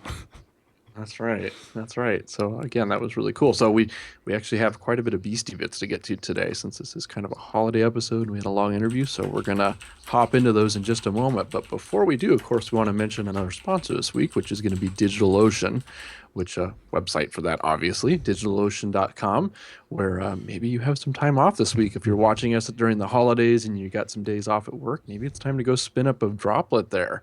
Try out FreeBSD in a VM, or OpenBSD in one of their VMs, or I guess now, was it Dragonfly? Was the last one we saw a video for? Was that last week, or was it It was Net? NetBSD. It was NetBSD. So NetBSD. Dragonfly is the one that Okay. hasn't made it, but being so close to FreeBSD, I wouldn't expect it to be any harder. I would expect it's very doable. So definitely need to go try that out. And when you go sign up on their site and make your account, don't forget to throw in that coupon code FreeBSD Now, which will give you that $10 credit. So you can pretty much run their low-end VM for 2 months without paying anything for it, with a terabyte of transfer per month, and it's backed by SSDs and just all kinds of awesomeness. I'm not sure how no they reason managed why to you do wouldn't wanna that. try that. Yeah, that is a pretty sweet deal they have going on there. So definitely jump on that while you get a chance. But if you talk to anyone over at the DigitalOcean side, be sure you tell them that you heard about it here on BSD Now. I know we would appreciate that. Yes. Okay, so you ready to hop into these Beastie Yeah, we bits, got Alan? lots of them. Okay, well, go ahead, and I guess I'll start off the 1st one here, which was we wanted to commemorate. We didn't get to it last week, but Tuesday, December 20th, 2005 was the release date of the very first BSD Talk podcast. That's Will Bachman, of course. And just congratulations, man. That's a 10-year anniversary there. Gosh, I almost said 20-year. But 10-year anniversary. Still a long time. And with their newest one being episode 260, they're still a good ways ahead of us. They're still ahead. We're going to catch up, though, man, unless you start doing weekly. Well, even 2 years from now, we still won't be caught up. It's like man, in 3 ways to years, go. if they only do a couple more episodes, we still won't be caught up. That's right.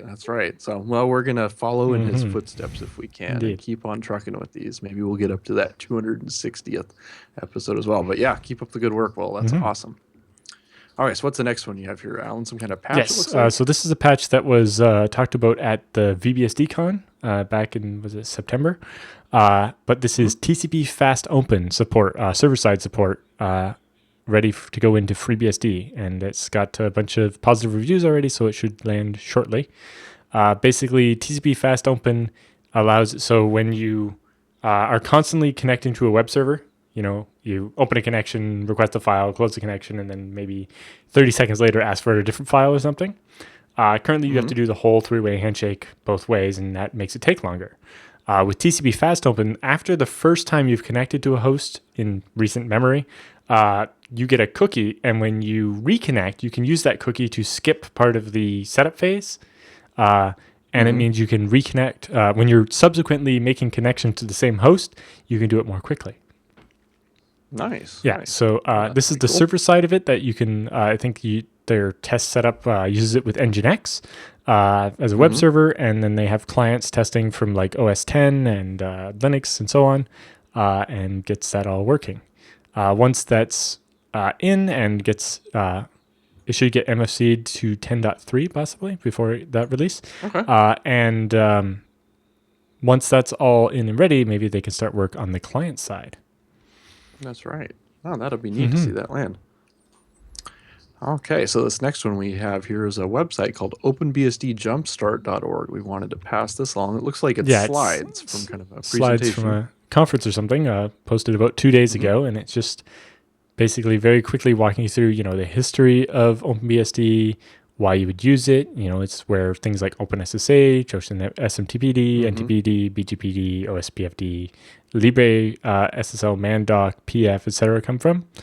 And I have a link to the innovations page where OpenBSD has a list of the other things they've done. They talk about the release cycle and the version numbers, the different flavors like release and stable and so on. How easy it is to install it, how to set up the networking, with the examples here, how to set up your routing, how to make it happen at boot time, all that kind of stuff. basically just a short set of slides that walk you through everything you would need to do to go from not using OpenBSD to have a fully working machine in a nice slide presentation. Should walk through this and make a FreeBSD version. That'd be cool, I think. We should. Yes, it's a really nice looking site, and it's just you just give somebody that address and done. Like there you go. Okay. Well, let's see. Next up here, we have we want to point you to a commit. It looks like hardware accelerated iSCSI has landed in FreeBSD. So this has actually already gone in. It's like what day after Christmas, so the 26th. This is for the Chelseo. I think it's gig or 10 gig cards, the CXGBE driver, and it uses the TCP offload engine that's built into the network card. So the network card has an extra processor, and you basically offload a bunch of the work into the NIC. And this gives you, lets you do iSCSI stuff over TCP and letting the NIC do most of the work. Okay. That sounds pretty cool. So, if you're if you're building an iSCSI server using this NIC and this hardware offload means you get that much more performance with less CPU time and so on. So that's interesting development there. Definitely. So next up here, we have a link to Reddit, actually, where we want to show you if you're running Dragonfly BSD, we have a user who posted instructions. So if you're running under QEMU or KVM, you can now get full HD resolution of Dragonfly BSD. So there's some commands and some quirks there, some things you may need to know, so you can get that up. Yeah, apparently you cheat and use the VMware XF86 driver, and then with that you can get the full 1920 by 1080 resolution even under virtual machine. That's nice. That's nice. Now, this one was interesting to me about a Lumos. The developer over there has been working on porting the FreeBSD bootloader to replace their old Grub Pre-2 version. And in doing so, he's made some improvements to block caching in the bootloader. So that's neat to see that they're doing that. So Thomas has been working on porting the FreeBSD bootloader over. In the process of hearing about that, I mentioned to him on Twitter about the ZFS boot environment menu that I've been working on, and he's since integrated that in a slightly different way than we do it on FreeBSD, but we've pulled some of his improvements back, and he spotted a couple of small bugs in the forth code and so on when we were in my implementation that we've pulled in the fixes for that. But the way Illumos boots is it basically reads this big, like 200 or 300 megabyte fat, like DOSFS USB stick that has their kernel image and a bunch of other stuff in it. And he found the performance in the FreeBSD loader to be really slow for that. Like it would take like 15 minutes to finish reading that 300 megabytes or something. And so he improved the Bcache that's been built into our loader for a long time, but it was kind of weird. And especially for ZFS, it assumed you only ever had one disk because that's all UFS ever did, right? Whereas with ZFS, you might have 8. And it, for some reason, the Bcache that was there didn't turn itself off if you were booting off a CD. But anyway, so he implemented a new Bcache that's a little more straightforward hash-based cache, and it's made a big difference because it works for the CD drive as well. So under doing IPMI and doing a virtual CD drive from my desktop, even over my local LAN, it lowered the time it takes to load the kernel as part of the boot from 27 seconds to 7 seconds. So I have high hopes that this will solve the problem of when I'm IPMI booting off a CD to a server in Australia, it won't take like 11 minutes like it takes now. It'll be much, much faster. Ooh, I really, really want that. We need that. So we need those changes merged yes. now. But the interesting thing is, that was basically a problem Grub didn't have. I don't think anyway. Well, now that we're using the BSD loader again, though, it'd be nice to have this. So yes, this hopefully we'll be able to shave, a good number of seconds off the time it takes to boot FreeBSD, especially, after the menu when it's, the little twiddle comes up as this like kernel symbols, etc. Loading the kernel. All that, it speeds that up a lot. So we're looking forward to getting that in as well. Great. Okay, well, next up, we have a blog post about a FreeBSD user working at Microsoft. It's talking about Microsoft's shift to open source. Anything particular on that one you want to mention? No, especially just talking about the change of the culture over at Microsoft and just the advantages on both sides to it and so on. It's just interesting article. Okay. Even talks a little bit about, as a guy that's so into open source, why'd you go work at Microsoft? Yeah. And so on. But yeah, it's just an interesting blog post and had something to do with BSD, so I pointed it out. Okay.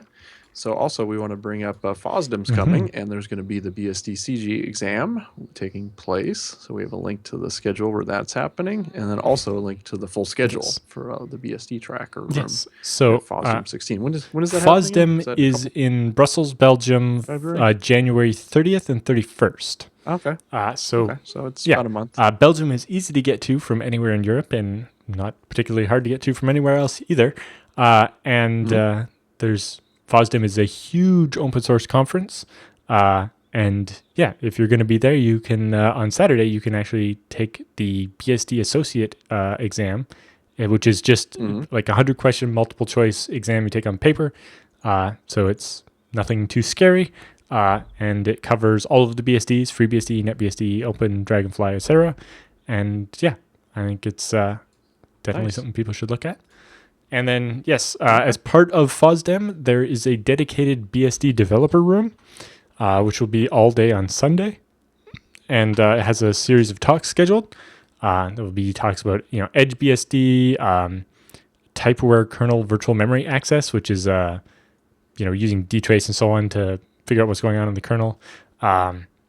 Jean-Sebastian will be talking about the new graphic stacks and how people can contribute to the graphic stack on FreeBSD. So we can get, those Skylake drivers. Roger Monet will be talking about FreeBSD Zen with some other people. That'll be cool. A developer from Haiku OS is wondering if Haiku could ever be a BSD.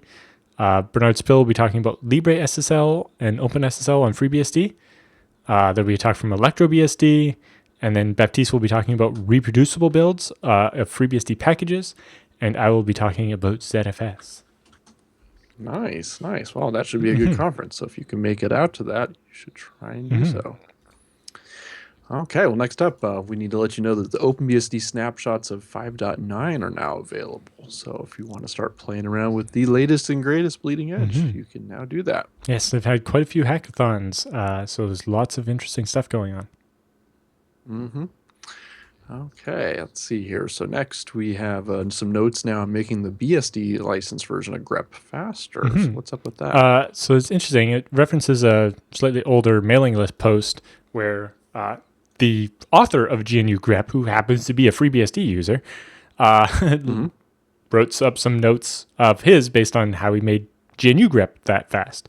But then the author of this post here, Robert Graham, talks about some additional things and just things that are slightly different now that, compared to a couple of years ago.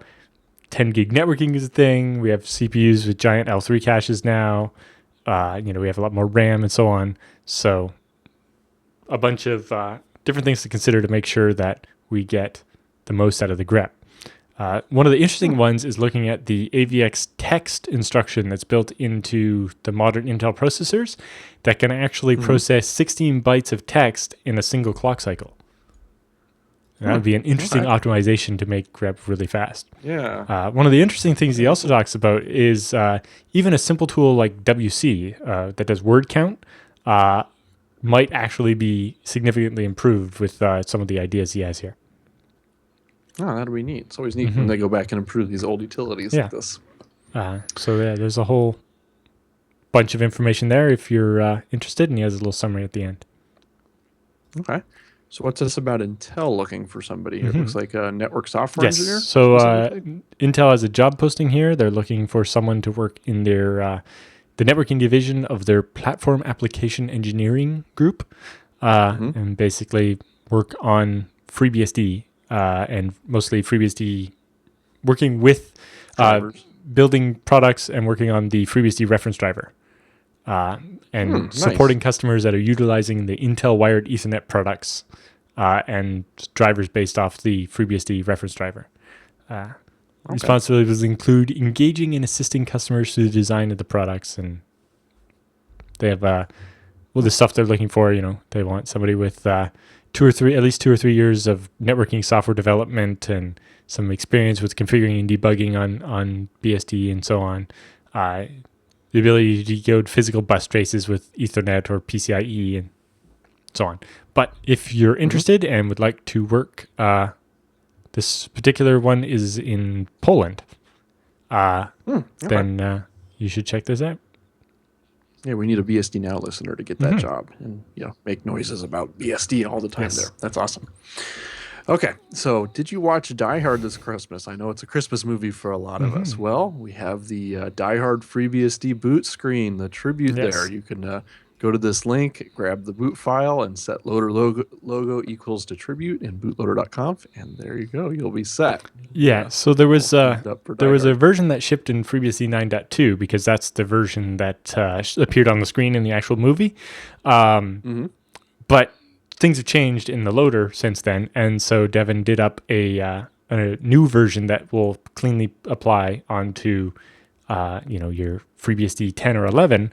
You just drop this file in your /boot directory and set that variable, and the BSD will disappear from your boot menu, and instead it will look like the one from the Die Hard movie. So when I reload my laptop, I may need to grab that because I'm still using Grub on that because of the Jelly encryption.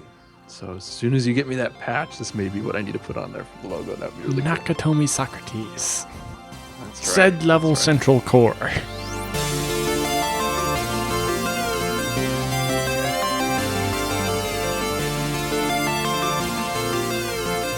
Okay, we have feedback and questions to get to, but of course, before we do that, we want to mention the last sponsor this week, which is going to be Tarsnap.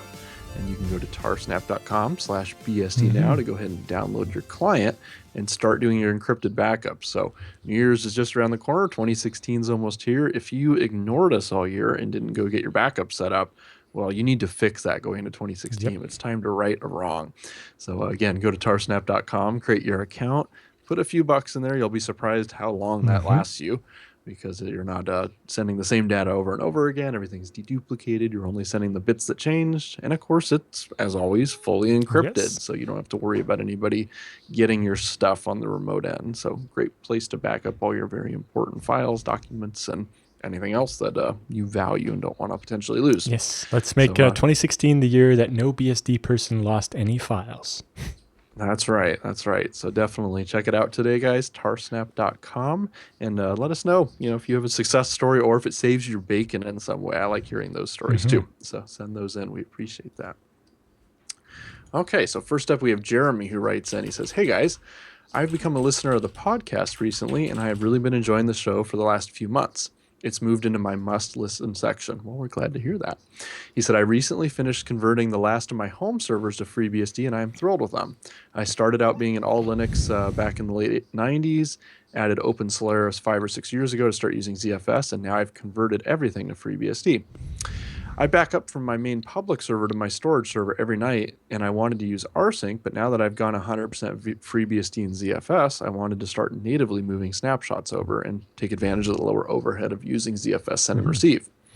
My main hiccup was that all the examples I've seen using ZSXfer, or raw NFS send and receive, or I assume you mean ZFS send and receive, require that I SSH as root. I don't do that." No.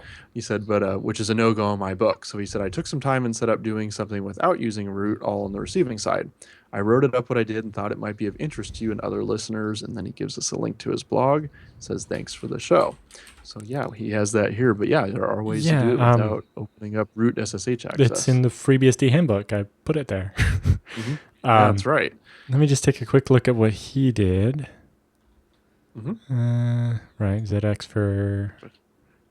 like ZFS allow commands, I'm sure, in there. So I did the ZFS allow user mount. Yep. Yeah. I definitely don't have root do anything. As is the default in FreeBSD, none of my servers it is even possible to SSH as root. No, I've actually never had to turn that on. I refuse to do it. If there's some reason I had to, I would fix it. find another way to do it, Yeah. right? So, well, thanks so much, Mhm. Jeremy, for sending this in. And of course, we have the link here in the show Yes. notes. So if you want to see how he solved this, and he's using TSXfer to make this work, definitely take a look at that. Because yeah, if when at all possible, SSH root being on is bad, not a good thing. Okay. Randomly, I was also helping somebody in the FreeBSD chat room earlier today with the bug in ZX for when you're replicating zvols, which apparently not enough people had done to find this bug before. But I hope to have a new release of that coming out shortly. And that might be the last release of ZX for, because I'm contemplating this new tool that'd be slightly different. Rewritten from scratch. I didn't write ZX for, I just maintained it because the original maintainer went away. But, I don't have much use for the whole rsync feature that's built into it and a couple other things. And I'd like to, it needs some architectural changes to be able to support things like ZFS resume and bookmarks. There's no ZFS replication script I know of that can properly use bookmarks. And I'd like to fix that. I did the architectural changes in Life Preserver to do that, but then the bookmark support landed after. So I have not gone back and put that in. I need to do that. But I made the changes. Bookmarks have been around a lot longer than resumable. Well, I mean the resumable, like working that hand in hand with bookmarks, because I want to do that all together.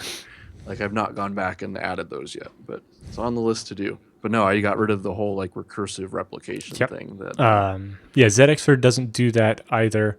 One of the things I would like to do for ZXfer is say, when it's manually doing the recursive, saying, hey, see that data set there? Let's not replicate that one in the middle. Oh, so you don't have like the excludes? Yeah, I don't have excludes yet. Okay. I need to add that. But one of the bigger things is the new tool, which I've decided to call Zorro,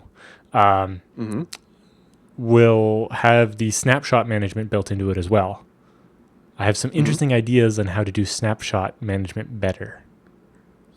So why don't I just get you to work on Life Preserver? It's all shell. Are you going to do this in shell? I could. I was contemplating trying to use like libzfs, but it's not a stable interface, so I think I'll probably just use shell. Okay. I was going to say, because we already have like all the snapshot management and scheduling, and it manages cron entries and all that jazz. I'll have to take a look. The replication's there, and it's all shell. I'll have to take a look. Maybe it's of interest. I've had a few other people recently send in a bunch of patches. Some of my really good ideas require patches to ZFS first. Oh, okay. Well, that's only a couple. It can be worked around. Sure. The interesting problem there is like, well, how do you make a script that relies on features in ZFS that not everybody has yet? Although you have to detect the feature flag. Well, this one, because it would be a command line change, it's not actually a feature flag. Ooh. So one of the changes to ZFS I'm making is a new subcommand that tracks changes to the command line interface. So you can detect new features specifically. So when you're writing a script like this, yeah, you can go, you have this, you do not have this. Yes, because one of the features that is in the beta version of ZX for in my GitHub right now is detecting when the remote system doesn't have a feature flag that the source does. So that when you're replicating, it knows, hey, don't try to copy, the file system limit property because it doesn't exist on the other side and it'll just error out. Sure. Because, I have mixed versions of ZFS in my infrastructure, and having to use the lowest common denominator kind of sucks. For sure. In particular, it means the server that's the source doesn't get upgraded as much as it could. Whereas, the big storage servers tend to be the ones I always want to run head on. You have other reasons why you need to update them too. So lots of interesting work going on there. Okay. Well, we'll get into this next one. So this is a super easy one from Dan. He says, how and where can I get PCBSD on a disk? Well, I'm glad you asked, Dan. It's actually pretty easy. So I assume you're talking about trying to buy one or get one printed and sent to you. So go to freebsdmall.com. That's probably one of the best places you can do it. Or if you come out to any of the conferences where either IMED or IX Systems has sent a booth to, usually they have disks they just hand out there. So there's usually a whole pile one way of to do it. Yeah, I mean, obviously, you could download it and burn your own or DD that to a USB stick or whatever. But FreeBSD Mall is the other way to do it if you want to just purchase one and have them mailed FreeBSD to you. and PCBSD. and some of the books and all kinds of good stuff. Books, and you get swag. Yes, they they got have shirts and too, hats, so. and I think they have like a little stuffed plushie beastie and everything. That's right. So you want to go check that out if you'd like to get some free BSD-based merchandise. Okay, I'll let you read the next one, Alex. So I did the first. Chris writes in about VMs and FreeBSD. He says, "Hello, Alan and Chris. I'd like more tips on moving from a virtualized Linux VM setup to FreeBSD. Currently, I'm running a Linux KVM with a small individual VMs for each different responsibility. One VM for the web server, one for MySQL, one for Subsonic, etc. The VMs all have their hard drive images on an NFS share on his Synology NAS. While I could run FreeBSD under VMs on a Linux host in a similar fashion, I'm curious what you would recommend. A single FreeBSD instance with all my normally virtualized services running in separate jails, or maybe using Beehive. Is virtualizing small FreeBSD UFS-based instances under Linux a common or recommended practice? I think, FreeBSD VMs under Linux is definitely very common. It's actually also common to run FreeBSD under Hyper-V on top of Windows, which is one of the reasons Microsoft spent a lot of effort making sure that works very well. Anyway, he says, the hardware is an Intel NUC with an i5 and 16 gigs of RAM. Since I have a beefy Synology with 14 terabytes of storage, I'm not that interested in ZFS right away, but I am interested in learning about the common tasks of managing FreeBSD. Man, I would just jail all those things personally. Just running it in a VM, that kind of makes me feel dirty doing the web server in a VM and the SQL in a VM and then Subsonic in another VM. And the biggest thing there is they don't have the ability to share leftover RAM, right? So with each VM, you give it so much RAM, and if it doesn't use it all, it's kind of taken up. Whereas if you ran FreeBSD directly on the NUC, and just put a jail for each of those different services, then they could all share all the resources of the box, all the CPU, all the RAM, and with none of the slowdown you get from virtualization. And you don't have to have multiple kernels and all that jazz. Yeah. No. And maybe not the example in his NUC because it doesn't have much local storage, but in your other setup, it means you could have ZFS with just a data set for each jail, and it means you get the extra protection of ZFS there. I guess he's sharing everything over NFS, but you could do NFS shares. You can. Those up as jails you can too. still. There's no reason you couldn't do the same, but I don't know. I think you may see a lot better performance if you do it that way too. Just, I wonder what the benchmark is. Linux doing VMs, talking like the web server to the SQL server versus two jails doing it. I wonder what that would look like. Jails would win by a lot. By a lot, right? So I don't know what the numbers. Although I think both of them would be so much faster than over an actual network that it wouldn't matter. I don't know. It's hard to say. Right on. But either way, just my personal preference. When I do all this stuff, it's not in VM. Yes, same here. Okay, let's see. Next up here we have Ben. He says, "Good afternoon, both. After years of dipping my toe in and not being too sure, I finally took the plunge and installed FreeBSD on a newly acquired ThinkPad T440. This is running a Haswell CPU and graphics, plus the infamous AC72060 Wi-Fi card. Which with these have presented their own challenges. It has been fun to jump in and use current while rolling a kernel with Adrian's support of the Wi-Fi driver. It's been a fun project, and now I'm hooked on FreeBSD. And what better way to quench a thirst for more than to have such a great podcast each week? Well, thank you." He said, "I've been listening for the past month or so and really look forward to new episodes. And having now listened to your most previous ones, I especially enjoyed the interviews with Adrian Chad and Brian Cantrell." Yeah, I think a lot of people have those as their Both favorite. of those will be on again. That's right. That's right. He said, "I've got a couple questions I'd like to ask, though. One simple and one not quite so." He said, "I've heard a lot of people chatting on IRC, or heard about people chatting on IRC, but I've not seen conclusively what servers and what channels general chatter is mostly on." It depends. It really depends who on you what want to talk to. So on Freenode, there's the official, pound FreeBSD, and that's lots of users talking there. It's also where the FreeNAS channel is, IOCage, OpenZFS, PCBSD, etc. If you're after specific developers and so on EFnet, there's BSD Code, ports. BSD Dev, BSD Ports, and BSD MIPS. So if you're interested in ports, BSD Ports, MIPS. If you're interested in embedded, like Raspberry Pis and the Onion Omega and running it on a little router, that kind of stuff. And then BSD Code or BSD Dev for actually doing programming, and BSD Docs if you're interested in documentation.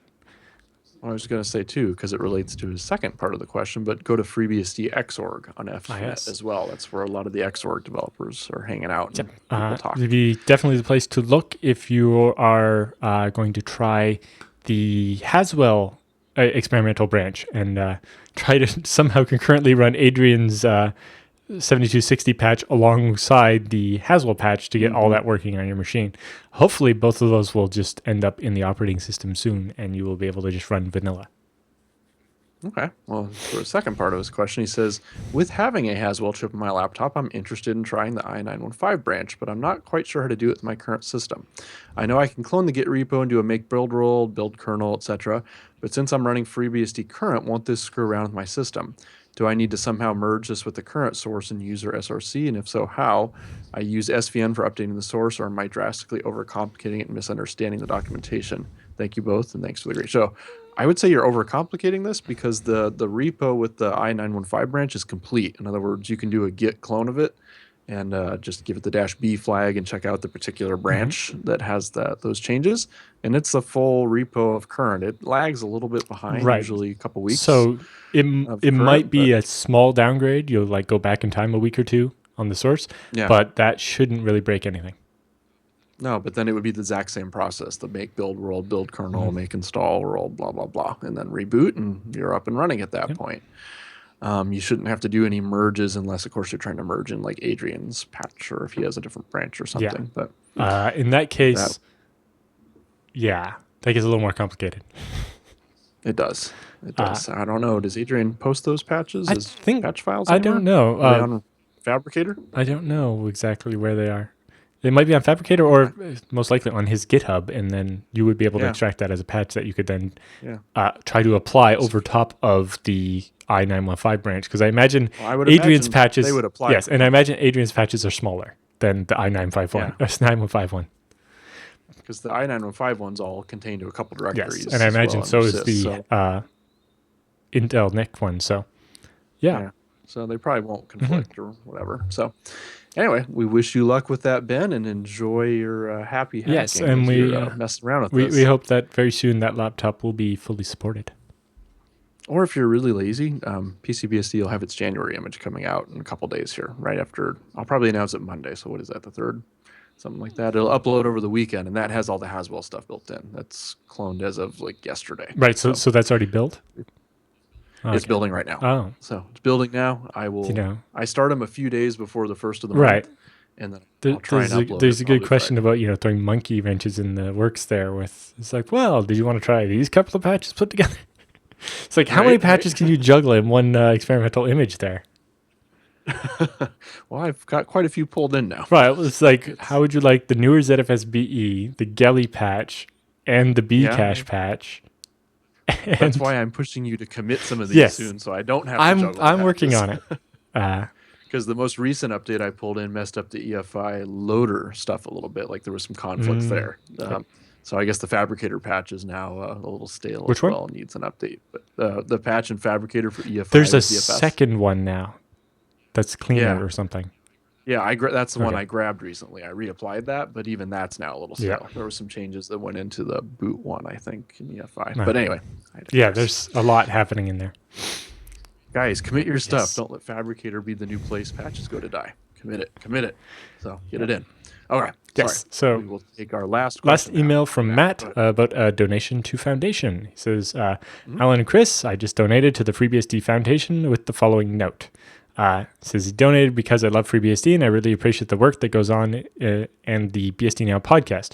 While the foundation isn't affiliated with BSD Now, I think this is what Chris and Alan would have wanted. And yes, it is the best way to keep things happening. He just says, I just wanted to let you know how much I appreciate the podcast and the consistency with which the show is produced. we have never missed a week. So yes, that's pretty consistent. Doing good. Even when you guys are, Of course, you say that, and I'll get hit by a bus next week, me in the hospital for 3 weeks or something. But even when we're traveling or during the holidays, we manage to still have a show for you. So you can have an exciting and informative podcast every week. And further, I really appreciate that you're responsive to emails and don't mind pointing the rest of us in the right direction from time to time. It also often it's just, somebody's stuck and it's just like somebody knows that there's this link that I could send them and it would solve their problem. And sometimes giving people that little, 2 seconds of help can make a big difference.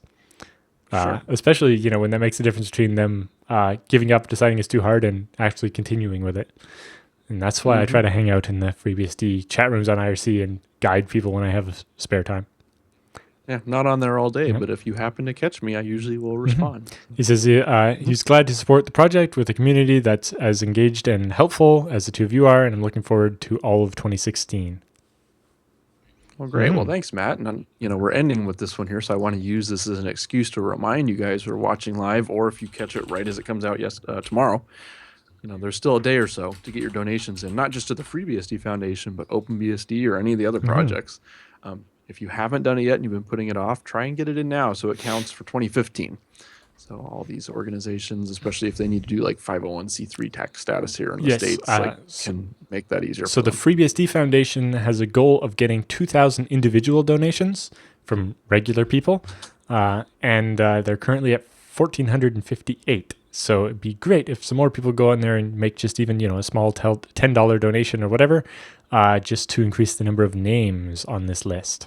That's right. Get your name on the list there. So please do that if you have time, and you can do it in the next day or two. Get it in for 2015. If you're hearing this and it's already 2016, that's Get a head start on 2016. Donate anyway, so that you're on the list for next year, and then that's just one less thing you have to do next year. You can check it off your to-do list. So definitely do that, and we of course appreciate that. Again, donating to any of the foundations is a good thing. Just help support BSD across the board. Okay, well, as we wrap up the show here, guys, first of all, it's been a great 2015. Yes. Really looking forward to 2016 and all the exciting stuff happening. Can 11.0 launch soon enough? And well, yeah. I know 10.3 is coming first, but I want the Haswell stuff. 10.3 freeze will happen January 29th. And so then around the corner. I think it's April 22nd when all the commits to 11 will require approval after that. So not much time to get stuff done. DRM guys, get those fixes in. We really want Haswell support in. I mean, if we can get Broadwell at the same time, go for it. But get Haswell in like today and get to work on Broadwell. That's right. So, of course, as we close the show, guys, we want to remind you, feedback@bsdnow.tv. That's the address. So send all the things there so that we will see them and can take the appropriate action, whether it be a reply via email, which sometimes happens, sometimes doesn't. A lot of times I will sit on them and make sure that they get put in next week's show so we can answer it on the air, because I personally think that's more fun. Well, and more people get the answer. Everyone can benefit. Yeah, everyone can benefit from the answer. So do send stuff in there, and don't be alarmed if you don't see a response right away. Just have to watch for next week's show and see if it made it in. And sometimes we get a little backlogged, and there may be multiple weeks where we're just kind of sprinkling comments in and whatnot. So please send in all your comments. If you have questions, show ideas, or topics, somebody who needs to be interviewed for the show, or you want to volunteer yourself, please send that in as well so we can get that scheduled. Or if you're just trolling around the internet and you find a cool story about something new that's happening in any of the BSDs or related to BSD in some way, send that in as well, because we always find those interesting, and a lot of times we'll get those worked into the show as well. And especially if we miss something, it's like, hey, why didn't you talk about X? Well, it's because you didn't email us. That's right. So you need to try and send that in. Or if you're working on a project or something that's on BSD and a new release comes out with some awesome new features, well, send that to us so that we can pass it along, because a lot of times people will be interested in that stuff. So again, feedback@bsdnow.tv. And of course, Happy New Year's, everybody. And we'll look forward to talking to you same time next week.